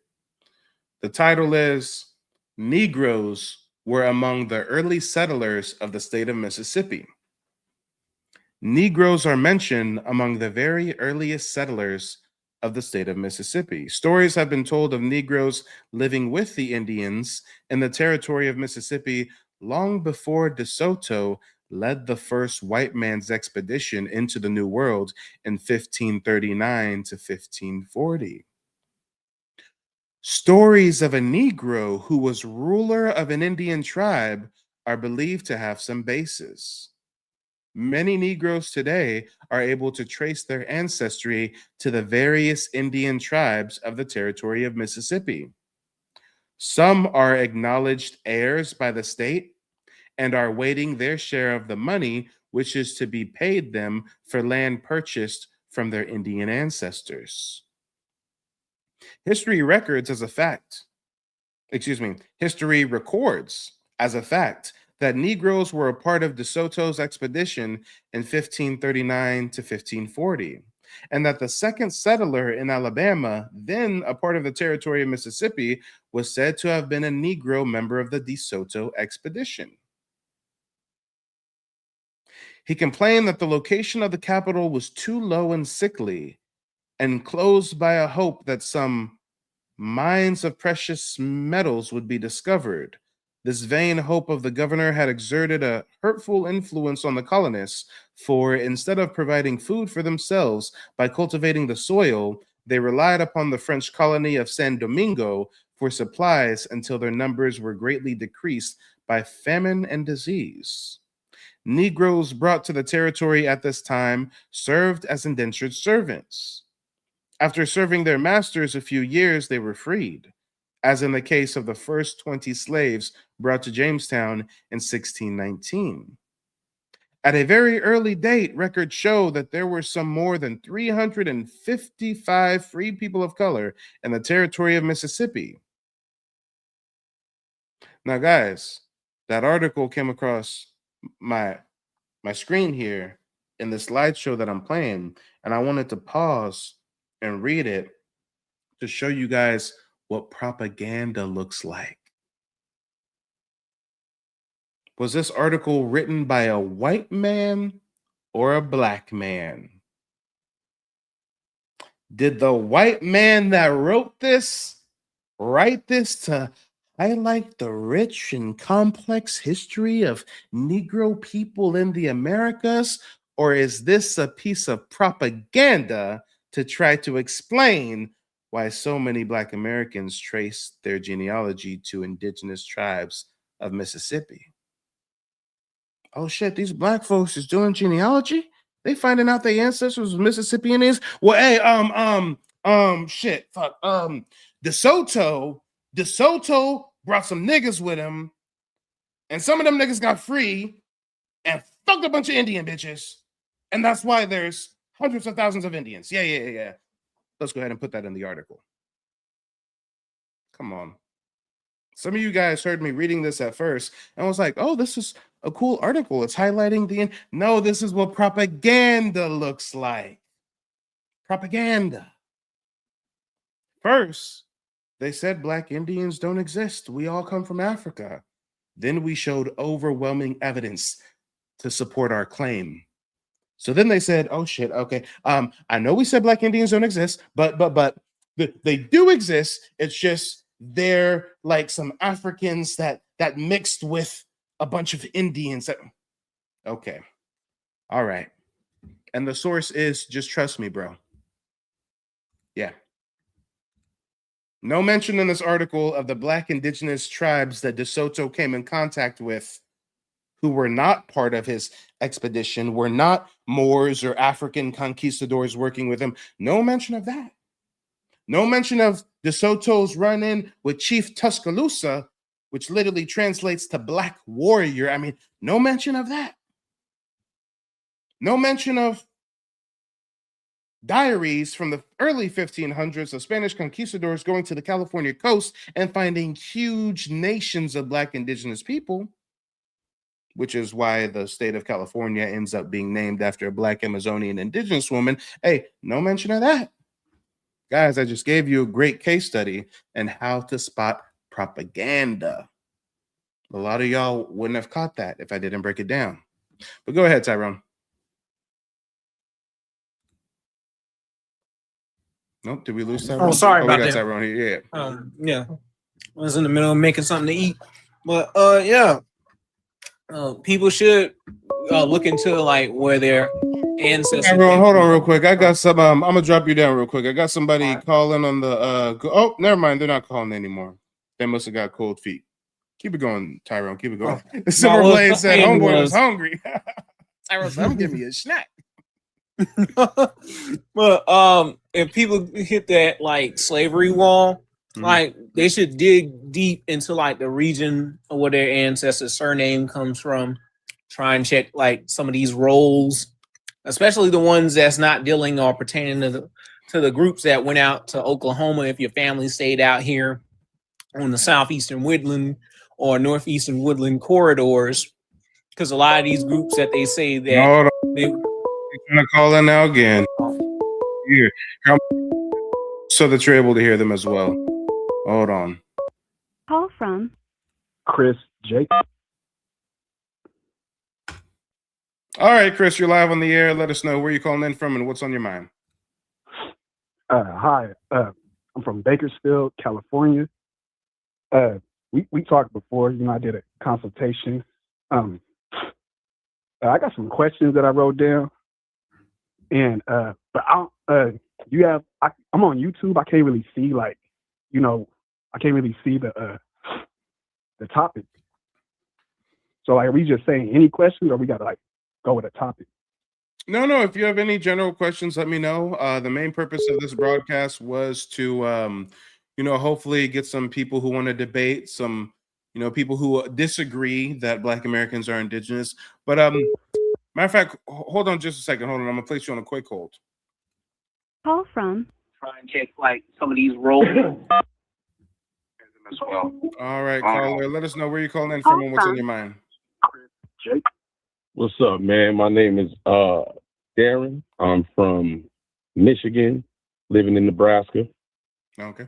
And real quick, do you disagree that Black Americans are indigenous to America? Absolutely not. Okay. Because- So I'm mostly opening up the lines for people who disagree. So just hold on For sure. real quick. I'm gonna switch over to the other caller. Oh, no, finish for that sure. call, Go ahead. and I'll bring you back. Yep. All right. Go ahead and pick up where you left off. Okay. Okay. So. Okay, I wrote some questions down. Yeah. You know, go for them. List them out. What's your first question? Well, I don't have to say all of them, but yeah, I think you're gonna like this question. Okay, what does it say? My auntie, my mom's oldest sister's husband is a pan goofy and talks the loudest whenever I bring up my Indian heritage. Okay, yeah, this dude's supposed to be what's it called? Not a Hawaiian, a Samoan. There we go. Okay. And his dad's supposed to be Samoan. I never seen his dad. I've seen his mama before. His mama is white. And I tend to notice he don't really, preach about being from his mom's heritage. He just mostly say, I'm Samoan. We don't really ever hear, I mean, we could ask. Sounds like he's cherry picking what he wants to identify with, right? Gotcha. Yeah, so I don't know. How do you feel about that? My auntie's husband, he's talking a lot. This white man, this big white man, he's Samoan because they big. But this white boy speaking the loudest when I bring up my Indian heritage, trying to tell me I'm not Indian. So your question is, what do I feel about the Samoan trying to discredit your indigenous heritage? Yeah, cool, yeah. That's cool. I mean, I personally don't really feel any kind of way. I mean, it's kind of par for the course, right? We've got a lot of people who are hell bent on trying to convince us we come from Africa or come from another place. I mean, it is what it is. What it's going to be. What do you think I should tell him though? Like this white dude, trying to tell me I'm not. I would tell him nothing. Mike isn't having conversations with white dudes trying to convince him that I'm really an Indian. Why do you care what some white Samoan thinks about your heritage? Okay, that's true. I don't care. Just. I mean, is his opinion? Sometimes. Is his opinion on your heritage making you money? Is it feeding your family? No. Is it helping you advance in the? I mean, why care? Okay, I feel you. Yeah, why? Just ignore. I don't know. I just wrote a whole bunch of questions down. That was one of them. So. Yeah. Well, go ahead with your next question. You have the floor. Okay, we don't have to go with no specific topic. Okay, all right. I'm just going with the next question. My mom and her Mexican husband said they think illegal immigrants are good for the country. My mom said because they are good for the economy. Her husband said because all the people who work in the fields are Mexican. What you think about that?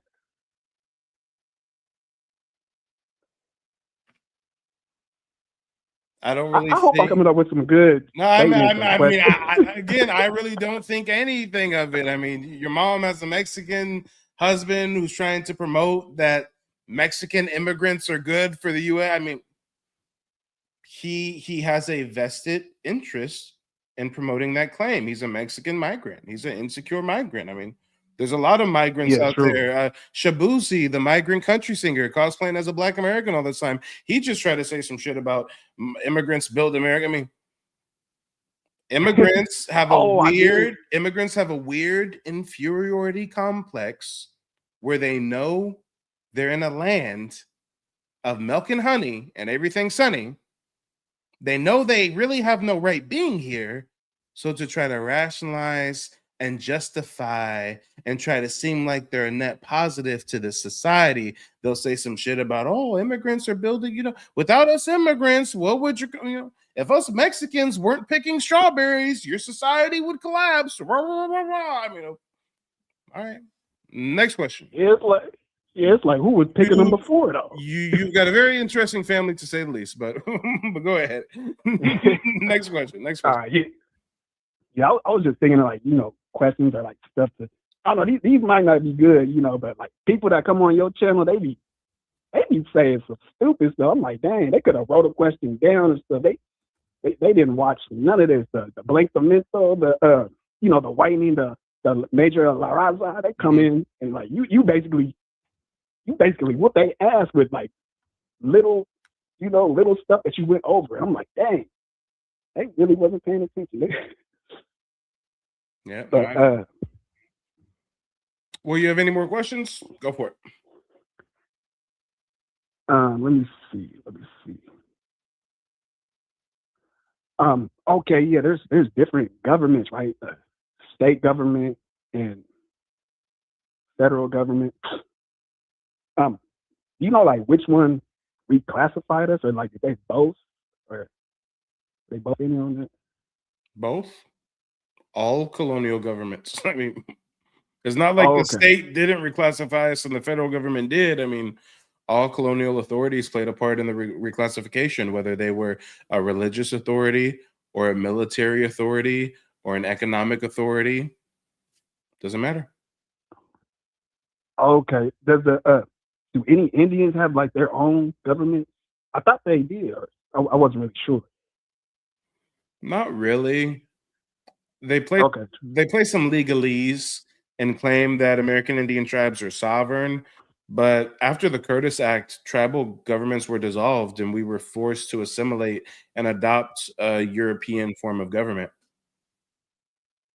Okay, true. Yeah, I need to buy some more of your books. You probably go into it, a lot. Shout out to the Phoenix. He said, just get the book. Go ahead and cop the book, brother. If anybody's wondering about the book, you can find it on nativeblack-ancestry.com. I just published a new ebook, Reclassified, 5 Centuries of Paper Genocide, How Race Was Used to Erase Native Black Americans. The book's on sale right now for $47, hardcover and paperback, coming soon. But yeah, go ahead and drop us with one more question, and then I'm going to see if anybody else wants to call in. Let me see. You know what? I like that calendar that you dropped, with the faces of the moon and stuff. That seems pretty cool.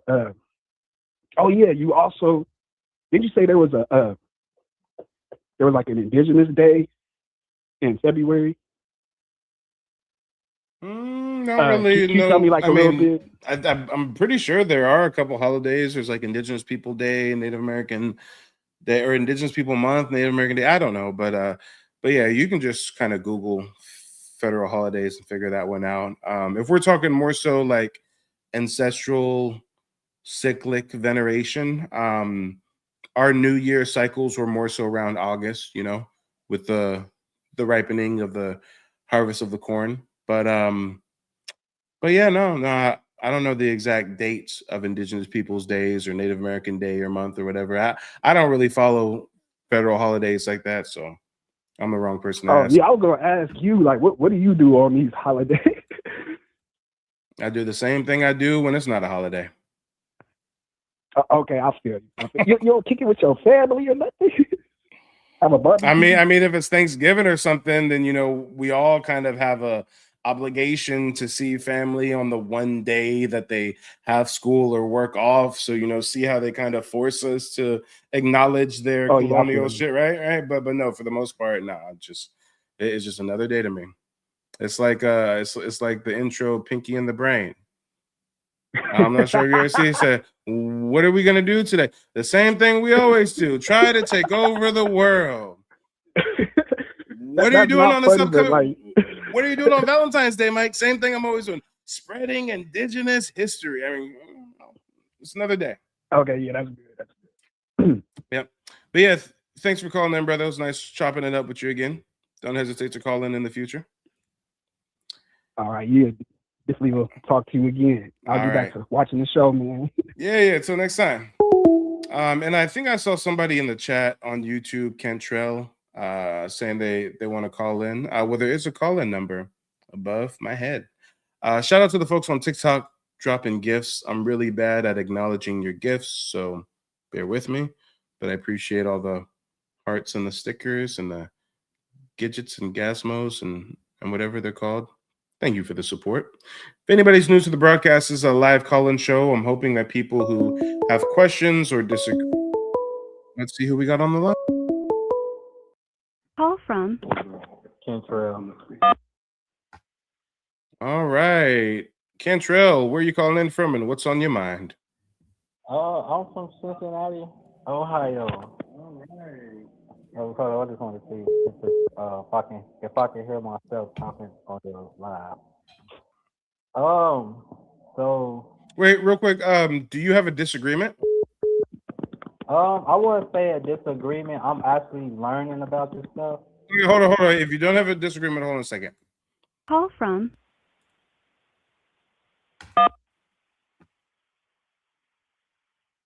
Caller, are you there?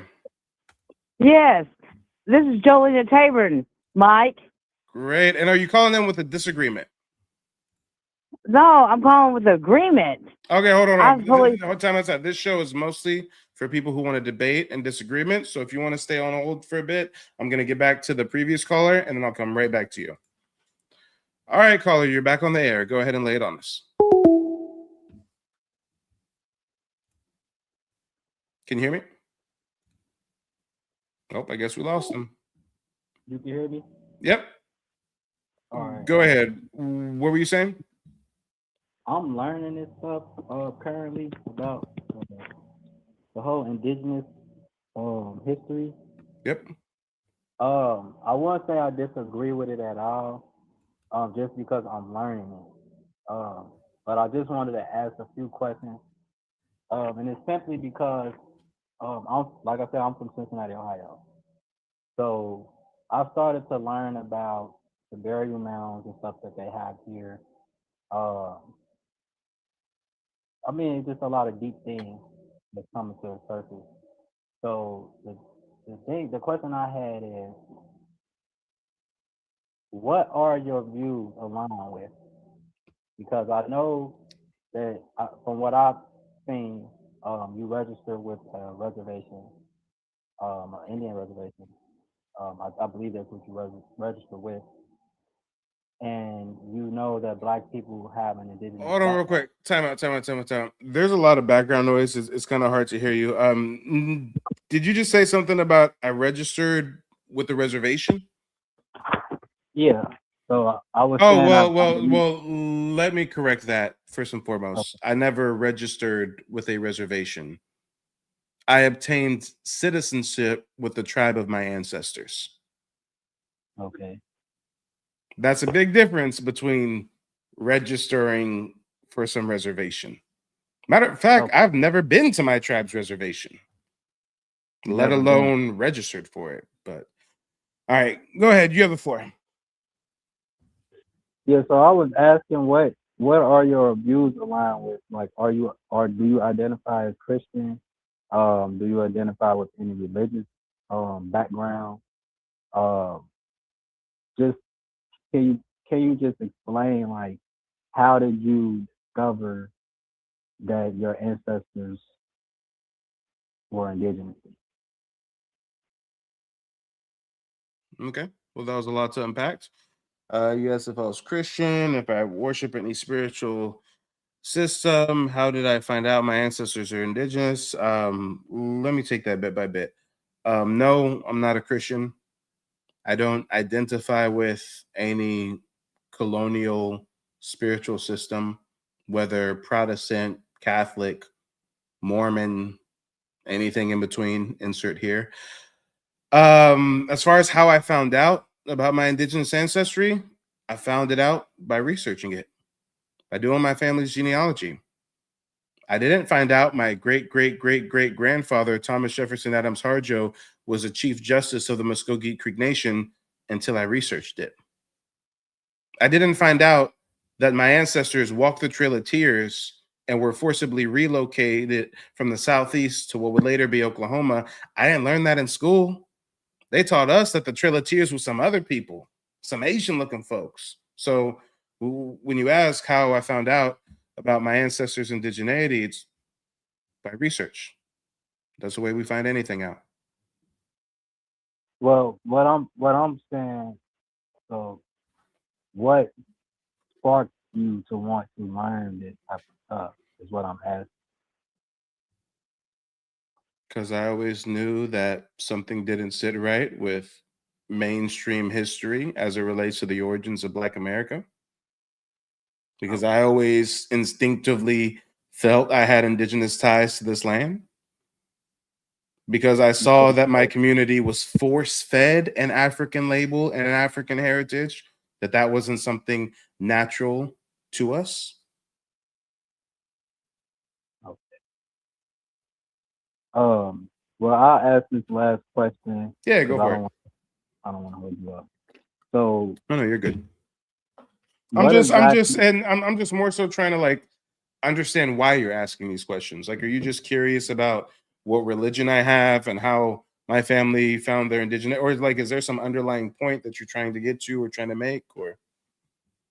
Well, it's not an underlying thing. Like I don't have an angle that I'm coming at this because I have like somewhat of a similar perspective towards everything.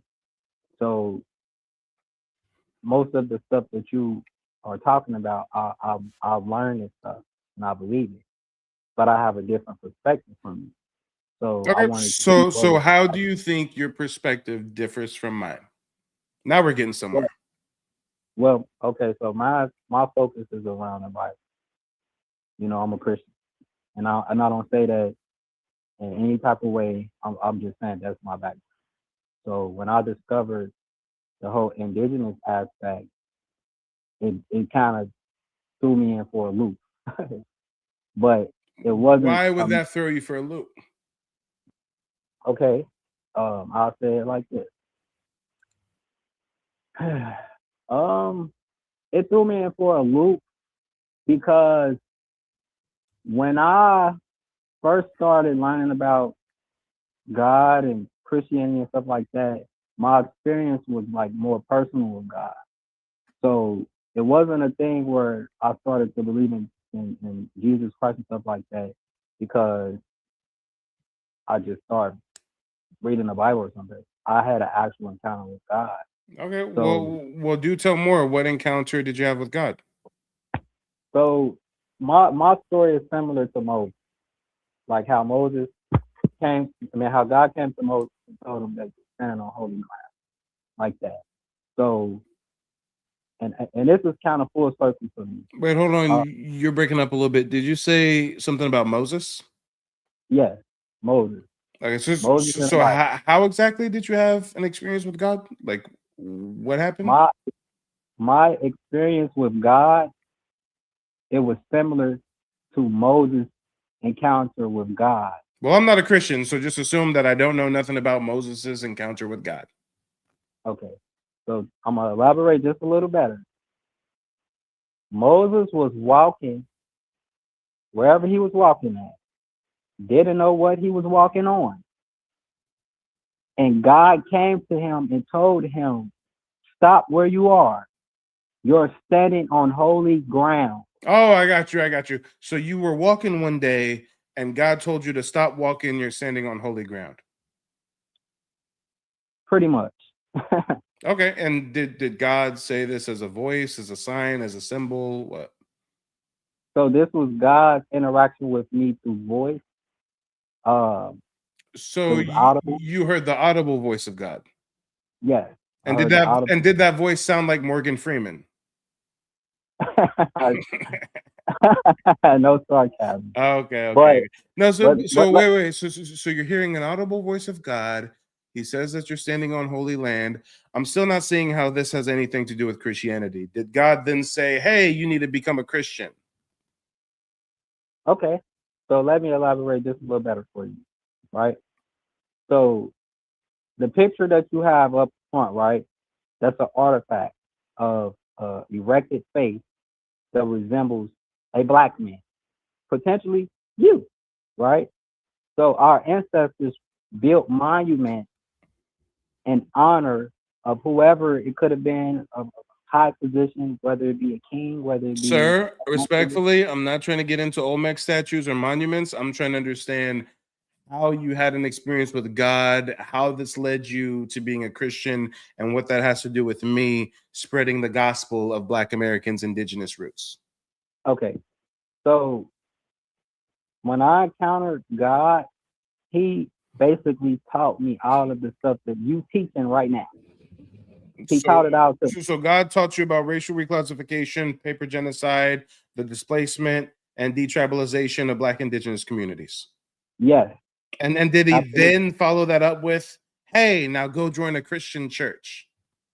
So basically, he didn't ever say anything about Christianity or anything about. So how does the joining experience with Christianity. God lead to you becoming a part of the Christian sect?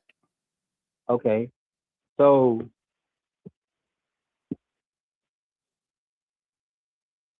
I wanted this mental this because I feel like you put me in a certain box. So I want to first get out of this box you put. I'm not putting Because you in any box. If there's any, let me if there's any box, you put yourself in it. You said No, you're I'm a explaining Christian. to you just a little No, time out. You said you're a Christian and that Yes. your views are different from mine and that you had an encounter with God. And I'm just trying to understand what the encounter was and how that led to you becoming a Christian. That's not putting you in a box. That's trying to understand the statements you're making. Okay, so when you say a Christian is a follower of Christ. So when I introduced myself, I told you that I am a follower of We're Jesus not going to Christ. get into semantics. I don't have the time for it. How did you hearing the audible voice of God who sounded nothing like Morgan Freeman, how did that interaction make you become a Christian? Why didn't it make you become a Catholic? Why did it make you become a Rastafarian? I mean, why a Christian? That's kind of what I just explained to you when I said a follower of Christ. You didn't explain that at in all. order- There's well, many I'm trying different to religions let that me follow connect the Christ. dots. Let me connect the dots for you. You need to connect them short, sweet, and in a hurry. Go ahead. Okay. So in order for you to come to Christ, he has to call you. He said his sheep knows his voice. So once you hear the audible voice of God, you have to be his sheep to know his voice. And that audible So voice told you to be a Christian. the audible voice is God. So the And audible did voice, God right? tell you to be a Christian? Yes or no? Absolutely. Okay. And are we talking about the audible voice again? Or are we talking about some signs or symbols? So I don't chase after signs or symbols. Jesus Christ is Lord. So when I mentioned God, when I mentioned Okay, respectfully, I don't have time for this pseudo fuck shit. You ain't making no sense. You're not answering basic questions. You're doing what most people that are a part of the cult of religion do. They regurgitate a bunch of spiritual, esoteric shit that they themselves don't understand. Oh, I was walking like Moses and God talked to me and he said, you're standing on ground in the kingdom. And now I'm a Christian, Mike. And Mike, I think there's Indians, but I'm a Christian Indian and you're not a Christian Indian, man. Okay. Respectfully, that conversation is so beneath me. I don't even have to get into how your ass wouldn't have known nothing about Christianity if it wasn't for Christianity being used to enslave and reclassify our ancestors. Yeah. I don't even need to go. I'm not even going to waste my breath going. What? Were you not here earlier when I read through Christian missionary logs where they are reclassifying indigenous people as Negro and enslaving them? Oh shit. And this nigga gonna join their camp and tell us that we got it twisted because of this little conversation he had with Jesus or God or the Holy Ghost or the Holy Spirit. I don't know. Sir, please don't join cults. It's not a good thing to be a part of a cult. You don't really get the benefits that you think you do. It's not a good look. And the most fucked up part, the biggest issue, is most people who are in a cult don't know they're in a cult because they're programmed to believe that everybody who's not in the cult is an outsider and there's something wrong with them and they need to be shown the way. Miss me with that shit. My ancestors was building pyramids long before Jesus ever allegedly walked this earth. Modern Christianity is a mixture of stolen indigenous spiritual systems, but I guess you didn't know that, did you? Look up the parallel between Christ and Waxacotl. Our ancestors was doing just fine before Christianity. Matter of fact, I don't know a single Christian that's built a pyramid. Damn. But our indigenous ancestors was building them all across the world. I mean, the highest level of civilization, engineering, mathematics, high culture would be demonstrated in pyramid building, and I can't think of a single Christian that's erected such a monument. Okay. All right. I lost brain cells listening to him, y'all.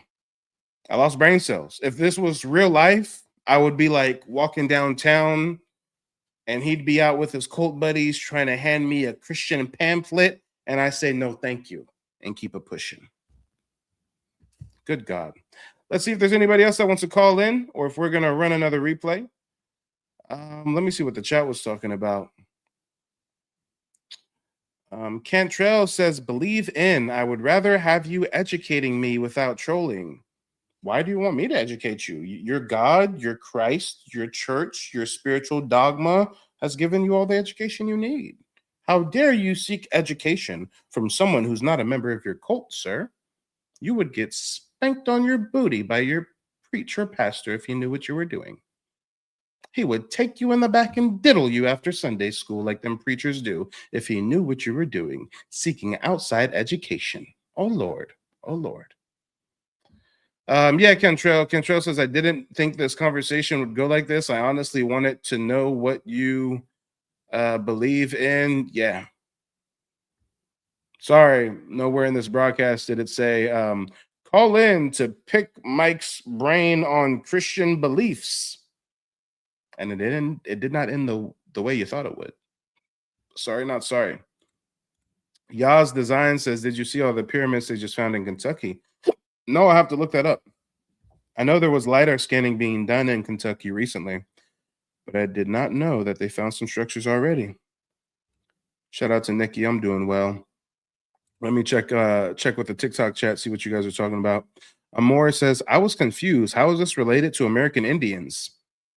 I mean, the only relation I see is that Christianity was used to infiltrate, subjugate, and convert our ancestors. And this is just a nigga that descends from one of the converted. In the 1600s, his indigenous ancestors got converted, and they ain't put the Bible down since. Yeah. Amor says, we were doing fine before any Abrahamic religion. Yeah, fact. Oh, we got a Call from. Oh, right. All right, caller, let us know where you calling in from and what's on your mind. Hey, how's it going? Name's Boat Right. I'm from North Carolina. How you doing? Doing well. Thanks for asking. Lay it on us. Yeah, so I started doing my genealogy, and I started a little bit before I started. Before I caught you on YouTube, but a lot of information. First of all, I don't have any disagreement. First and foremost, but a lot of information that you're bringing up, man, is pretty deep, and I'm looking deeper and deeper into it. I just wanted to ask a couple of questions. Yeah, Tom. Yeah, go for it. All right, so on the Albemarle Sound area, like the southern part, Pasquotank County, Elizabeth City, that area, are you familiar with that area? You said which county? Pasquotank County, Bertie County. It's all the counties surrounding Albemarle Sound, Hereford County. You're breaking up pretty area. bad. Okay, gotcha. Let me see if I can get this up here better. What state are we talking about? North Carolina. So you're asking me if I'm familiar with certain counties within North Carolina? Yes, about the indigenous Indians in that area. Yeah, I mean, I wouldn't say I'm an expert Tuscarora. on North Carolina counties and Indians, but I'm very familiar of the tribes and different conflicts. And yeah, I mean, is there like a more Gotcha. specific event? that you're curious about? Not really. Not really the events. Well, after looking at your videos, I was looking more of the Americans after they basically, transitioned to the American colonies and created the Constitution and all that. But it pushed me towards the colonial impact that the British had and the French had and the Spanish had when they came to that area. So. Oh wait, and I appreciate that. And I'm sorry, I'm being petty. I see Contrail still in the chat, so I'm just bringing up some bulletins showing how Christianity has so many cult-like tendencies. But go ahead, continue. Yeah. No worries. Do your thing. But I was trying to see. All right, so after going through my census, I had one of my great grandmothers. They were labeled mulatto, but I was looking at the census and looking at every family around them, and they're all labeled mulatto. Is that a significant sign that they might have been reclassified?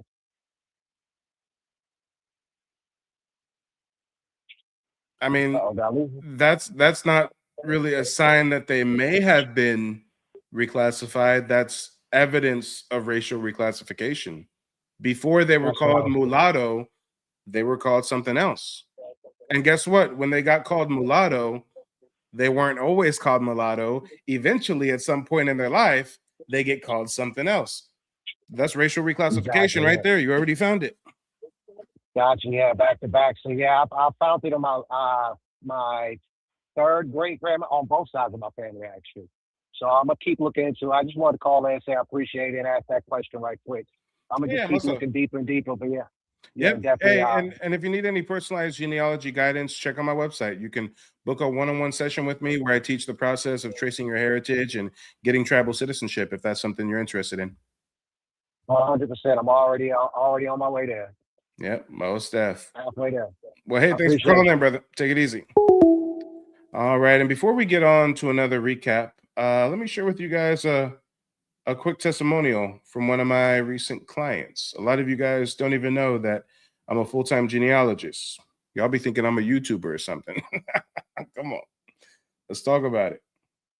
I'm so glad that, I even, experienced this. I'm glad I experienced you from, enlighten me from the internet to, online, getting one-on-one in depth, giving me a lot of information that I can take back to my people as well. And hopefully we could both get everything meshing with everything with the lineage and everything with the genealogy. This is no scam. This is all real. This is a real homeboy that put it down. He mean what he say. He got receipts and he put it down. He stands on business. Straight up. One love. Mike TV, he's knowledgeable about his information, about the American Indians and how we change our classification over time and the different types of mounds and different rules from the French, from the British. If you want valuable information, you want to really find out who in your lineage and who are the people you come from, I suggest going with Mike TV. His prices are affordable. He's not like some of these other people out here. I urge, go with Mike TV. Come on, y'all, real people, real results. What are you waiting for? Check out the website, nativeblack.ancestry.com. If you'd like to get some assistance with genealogy research. You can also check out this tribal surname tab, where you can see if your family surnames align with any of the quote-unquote 5 civilized tribes. It's a total misnomer that we get our last names from slave masters when not all of us have ancestors that were even enslaved. I've got so many genealogy clients I do research with, and we find they descend from people classified as free persons of color, freemen, folks never enslaved. So where did they get their surnames from? Well, during the process of forced assimilation, we take on different surnames. You can also check out the digital archive. It says 600 plus documents, but now we're at over 800 documents.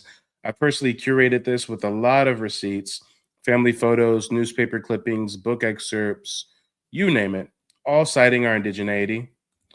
We've got Who's an Indian, Who's a Negro. This is actually an essay written in the early 1900s about how indigenous communities in Virginia were being reclassified as Negro during the World War II draft. We've got ex-indigenous slave interviews where Black Indians talk about being kidnapped by slave traders taken out of Indian territory. And we've also got Indian slave ads. So definitely check out the digital archive. Beyond that, I did just publish my latest ebook, Reclassified, 5 Centuries of Paper Genocide, How Race Was Used to Erase Native Black Americans from 1492 to 2025. This is a must-have. I got it on sale right now for $47. This takes you century by century on how we were racially reclassified with a lot of primary sources, from religious factions to governmental agencies, colonial entities, and everything in between. And something I haven't really talked much about lately is I just launched my first course. I've got the Hidden Heritage course that is now live. You guys can check this out. This is a full-fledged breakdown of not just colonization, but taking it from pre-colonization to present day, citing a lot of things that people don't know about, such as the indigenous continuity of our prowess with ball games or musical talent, or some of the unheard indigenous wars that happened where the Black indigenous men were then shipped to plantations as slaves. I mean, there's a lot of history here that I break down in the Hidden Heritage course. I really developed this course of video modules because I got some people who are truckers, they're on the road, maybe you're at work and you're listening, you can't really be reading an ebook like that. So the Hidden Heritage course is made up of video modules that you can go through at your own pace. So definitely make sure to check that out. And this is a quick word as it relates to my course from the chief of the Yamasee tribe, Chief Sekou. Chintamu, I'm Chief Sekou of the Yamasee Indian tribe. And I want to share something with you. There is a reason this history was not handed to you freely. Not because it doesn't exist, not because it lacks evidence, but because it carries consequences. See, for generations, we were taught history as something neutral. Dates, names, places, outcomes, all of that. But history has never been neutral. It has always been written from a position of power. And power rarely documents its own crimes honestly. That's why learning from our people matters. Not because we're biased, not because for no other reason we're closest to the wounds. See, this course is not built on rumor, emotion, or internet speculation. It is built on records, maps, laws, census categories, treaties, church registries, and quiet contradictions buried inside official archives. The very documents used to erase us are the same ones that exposes the erasure, if you know how to read them. And that skill, how to read between the lines, is something our historians have been practicing for generations. We learned it because we had to. See, when your name disappears from a map, you learn to follow paper trails. When your nation is renamed, you learn to trace ink. When your ancestors survive under different labels, you learn to listen to memory, especially where the archive goes silent. This course exists because too many people were taught what to think about history, but never how to examine it. Think about what I just said. You were trained to trust institutions automatically. You were trained to doubt anything that challenges classification. You were trained to believe that if something were true, it would already be widely accepted. Key word is trained. But history does not move on truth alone. It moves on permission. And there are still institutions, academic, political, and economic, that benefit from keeping certain questions unasked and certain identities unresolved. That is not a theory. That is a pattern. Every module in this course follows that pattern step by step, showing how indigenous civilizations were acknowledged, studied, admired, and then reclassified. How faith became paperwork. How race became administration. How land loss followed the naming. And how that disappearance was achieved without extinction. This is not about replacing one myth with another. It's about removing the blindfold. You're not being asked to believe anything blindly. Not here. You're being shown how to examine evidence with clarity, patience, and discipline, the same way our elders, record keepers, and community historians have done outside the spotlight for decades. Because while some histories are taught loudly, others are preserved quietly. And silence does not mean absence. It means survival under pressure. As you move through this course, understand this. Discomfort is not a sign that something is wrong. It is often the signal that something buried is coming back into view. The goal here is not to tell you who you are. The goal is to show you how systems decided that for you and how those decisions can be traced, challenged, and understood. Once you see the mechanism, once you see it, the story changes forever. So this course is not about the past alone. It is about how the present was engineered. And once you understand that, you can never again be told that history is settled. Enjoy. Man, shout out to Chief Seku of the Yamasi tribe. Really appreciate that foreword that the chief gave. And actually, guys, let me give you a little freebie. Let me go into the course right now. This course is comprised of video modules. You can absorb the information at your own pace. In total, it's 3.5 hours of video content. And let me go through one of the modules to give you just a little hint, a little taste.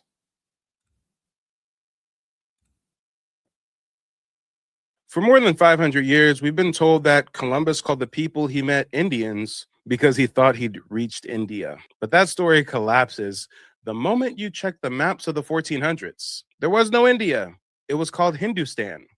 And no navigator of that era would ever confuse the Caribbean with the Indian Ocean. So if Indian didn't mean people from India, what did it mean? This lesson traces the lost understanding of that word, how Europe's early explorers believed they had found the children of Israel, and how that belief became the blueprint for redefining us. When the first Spanish and Portuguese chroniclers described the peoples of the Americas, well, they didn't just use Indio as a geographic term. They used phrases like uno de los indios, meaning a people in God. The root was not India, it was Dios, God. To them, these were not pagans, but descendants of an ancient covenant, people who had crossed the sea somehow. That is why Columbus, in his diary entry of October 1492, wrote, quote, "They would make good servants of God, for I believe they would quickly become Christians," end quote. He wasn't mocking them. He was claiming them, spiritually adopting them into the biblical narrative. Within months of landfall, missionaries were already writing reports titled The Conversion of the Indians. No one called them Africans or Negroes. They were Indios de la Tierra, de Indios, the people of God's new world. By the 1500s, Europe became obsessed with a single question: who are these people? Clergy and scholars searched scripture for clues and landed on 2 Esdras 13:45, a passage describing the lost 10 tribes of Israel journeying to a far country where mankind never dwelt, which to theologians sounded exactly like the Western Hemisphere. Jesuit historian Joseph de Acosta wrote in 1590 that the Indians, quote, "may well be of the race of Israel, dispersed long ago," end quote. And Puritan settlers later repeated the claim that the Indians were Hebrews who crossed the sea by God's will. This idea was not fringe, it was mainstream until the 1800s, shaping diplomacy, missionary work, and even the names Europeans gave the land. Archaeology later uncovered artifacts that fed this conviction, including the Back Creek stone found in Tennessee in 1799, with letters resembling Paleo-Hebrew. The Decalogue stone and the Keystone, discovered in Ohio mounds in the 1860s, bearing Hebrew inscriptions of the Ten Commandments. And the Los Lunas stone of New Mexico, carved with similar Hebrew script into volcanic rock.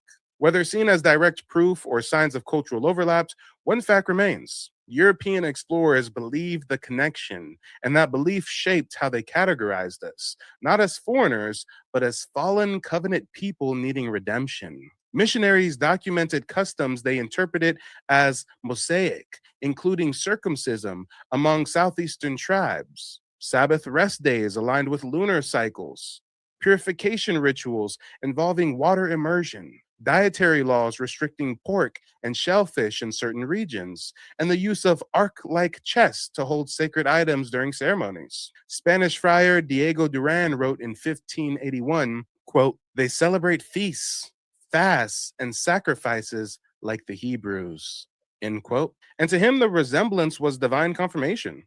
At first, this supposed kinship softened colonization. If the Indians were lost Israelites, then converting them was framed as a family reunion, which is why the earliest missions emphasized baptism and education rather than outright slavery. But when Spain recognized the economic potential of the New World, theology hardened into doctrine, the second D of colonization. And the people once seen as God's cousins were recast as heathens whose souls justified conquest. Religion became paperwork, and salvation became classification. The word Indian survived, but its meaning inverted, transforming from a sacred designation into shorthand for subject, convert, or inferior. By the 1600s, British records in Virginia and Carolina listed Indian servants and Indian Negroes, and the blending of those labels was intentional, replacing spiritual kinship with racial hierarchy. Spanish bureaucracy went further, creating two distinct terms, negros de terras, black people of this land, meaning dark-skinned Indigenous Americans, and negros de Guinea, Africans imported through the Atlantic trade. Colonial reports clearly differentiated them, and Governor Ovando of Hispaniola complained in 1503 that, quote, "The Negroes of the land flee to the mountains and teach the Africans rebellion," end quote. A single sentence exposing a buried truth that dark indigenous people existed here before any African ship arrived and often led resistance against the plantation system. Throughout the 1500s and the 1600s, indigenous nobles and youth were taken hostage to be educated in Spain, Portugal, and later the British colonies. Some returning fluent in European languages and theology to serve as mediators.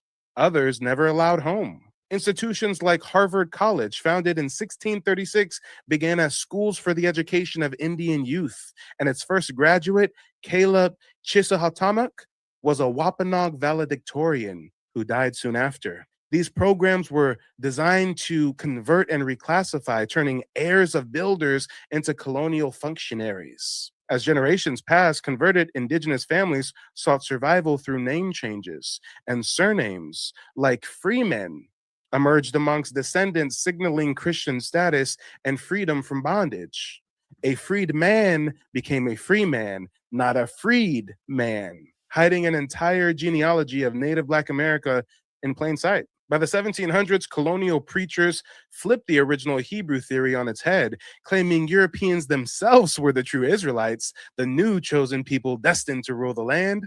A reinterpretation that justified broken treaties, stolen acres, and the ideology of manifest destiny wrapped in scripture and powered by deception. Even today, the old identity still echoes in words like hallelujah, amen, and Yah, surviving in early slave era songs because they were already in the people's tongue. In ceremonial fires facing east, 7-direction prayers, and conch shell blowing that mirror old world Israelite patterns fused with southeastern cosmology. What colonial Christianity called conversion was often syncretism, ancient memory hidden inside new forms. Understanding this lineage is not about claiming someone else's story, but restoring our own. Because if early colonizers saw the indigenous peoples of the Americas as descendants of Israel, that perception explains why they called us Indians, why they felt entitled to convert us, and how reclassification later erased us.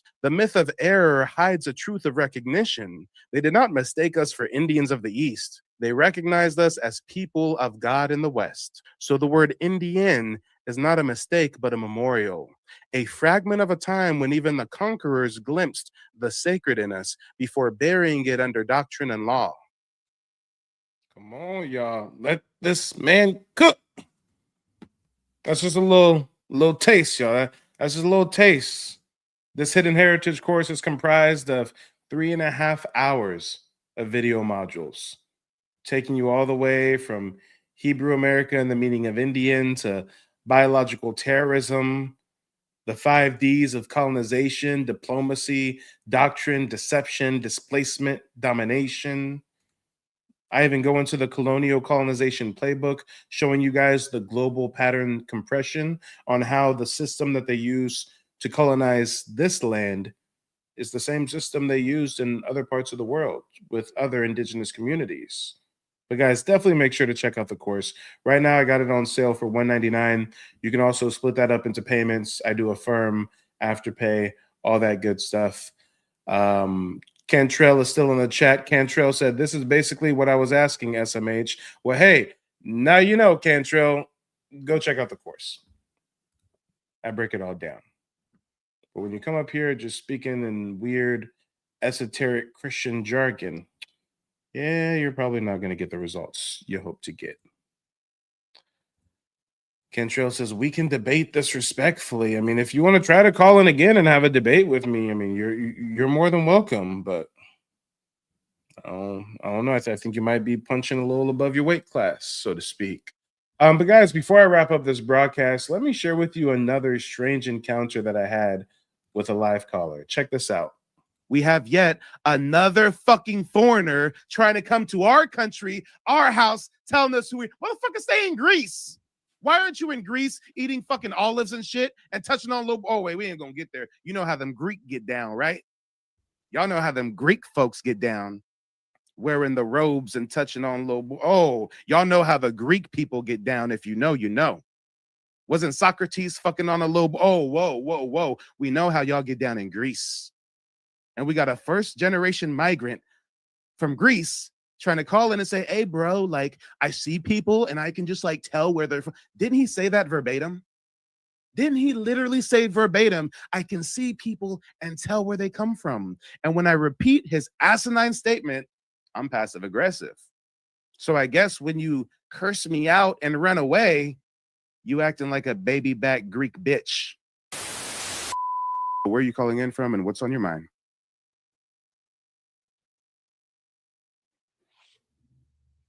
Yo, what's up, man? My name is Yanni, and I'm calling in from New Jersey. Okay. And where's your family from originally, Yanni? Crete, Greece. From Greece? Yes. And so are you a first generation, second generation, third generation migrant? First generation. And first generation means you're the first one in your family born in the US of A, right? Yes. Okay, I got it. Well, what's on your mind? Lay it on us. Okay, so I have questions, and I'm not coming off in an ignorant way. I'm genuinely curious because of what I see and hear. So it's just, I'm seeing some stuff. I want to just clarify or get some more information on it. The Africans indigenous, or Native. There you go. Right. We ain't saying So, nothing about Africans being indigenous to America. Right. Africans That's why I come from stopped Africa. myself. Yeah, go ahead. Right. So, I guess, can I say black? Right? That's fine? Yeah, black indigenous, What should I say? Native Black American, indigenous. black aboriginals, So, whatever you want. So people who are black who say that they're from Africa, I'm sorry, America. Why? Hey, so subconsciously you just automatically link black to Africa. Right. That's what you're trained to do as an American, right? Exactly. That's what you're trained to do as an American. Right. You hit it on the head.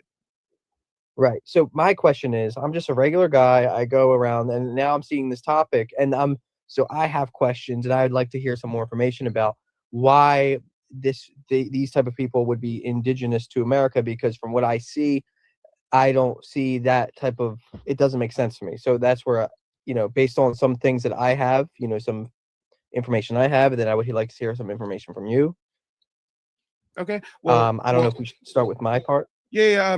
I think it probably would be best to start with your part, because this is news to me.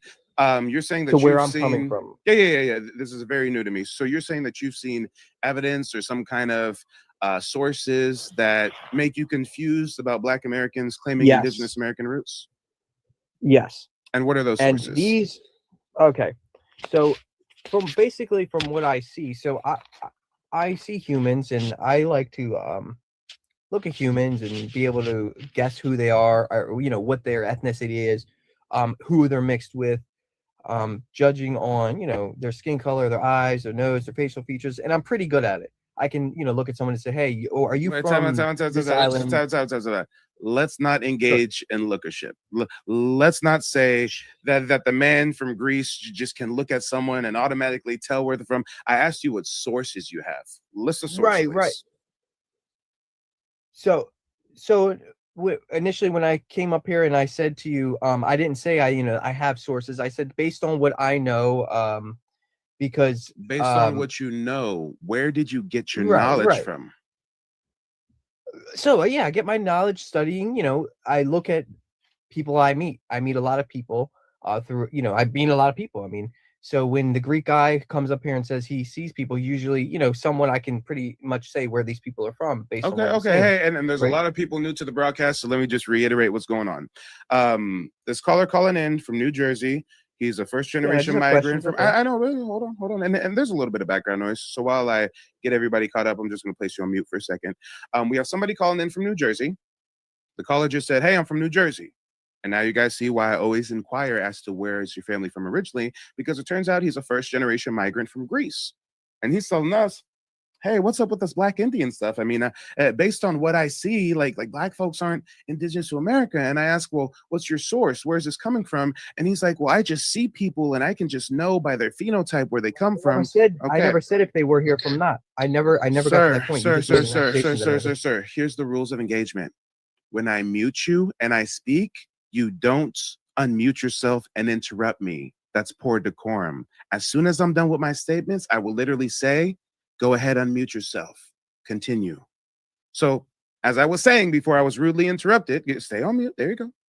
He's basically saying that this guy from Greece, or really guy whose ancestry comes from Greece, he can just look at people and like a Terminator, he can just analyze them and their nose and know what country they come from. Okay, go ahead and mute yourself. Let us know what else is on your mind. Wow. So I didn't know this was going to take a turn like that. You really just got passive aggressive out of nowhere, and you made an accusation and said that I said something, and we just. What did I just say? That's passive aggressive. You're muting me, literally so said, this yeah, is I'm crazy. muting you because it's my platform and I'm speaking and you're interrupting. How dare you say I'm passive aggressive when I just repeated what you literally said? Guys, help me out. He literally said, and I quote, this guy from Greece.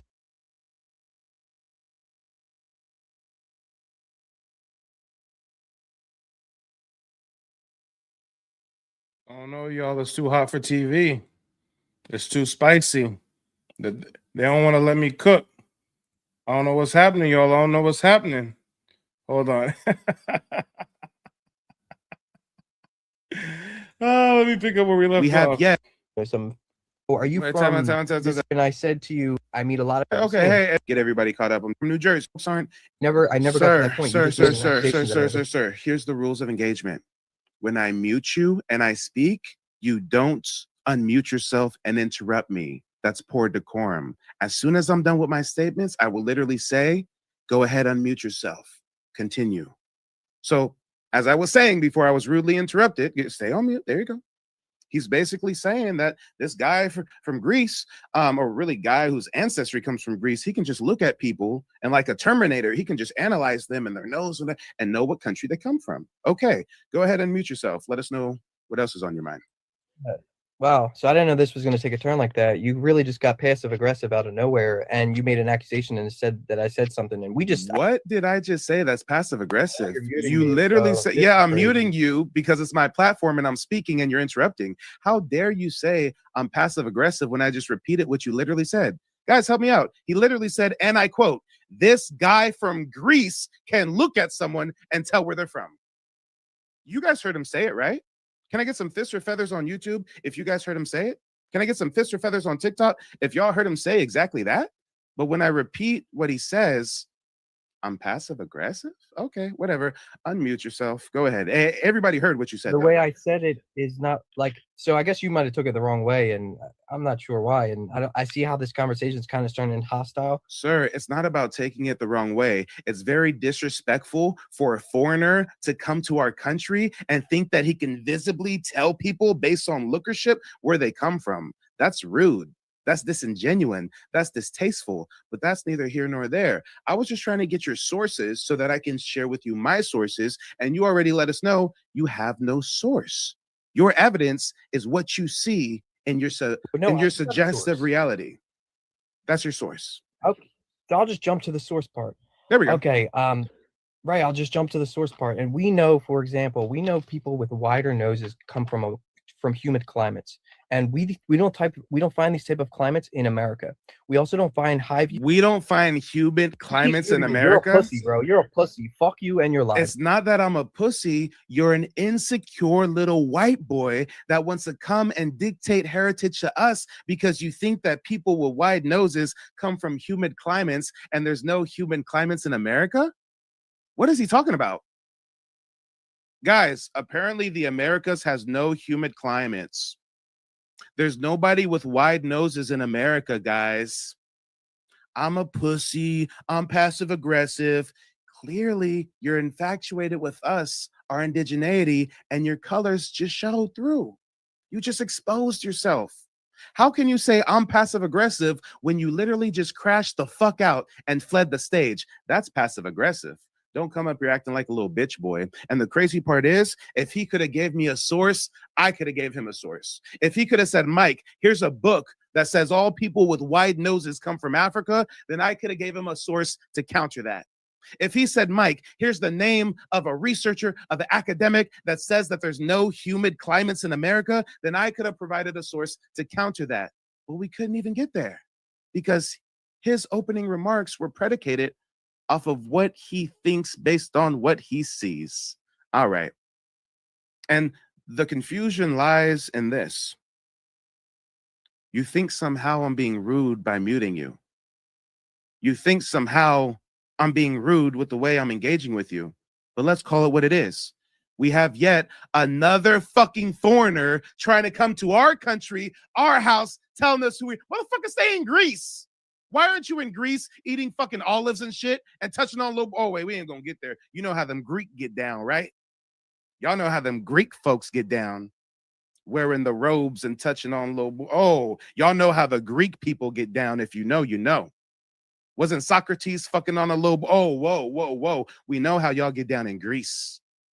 And we got a first generation migrant from Greece trying to call in and say, hey, bro, like, I see people and I can just like tell where they're from. Didn't he say that verbatim? Didn't he literally say verbatim, I can see people and tell where they come from? And when I repeat his asinine statement, I'm passive aggressive.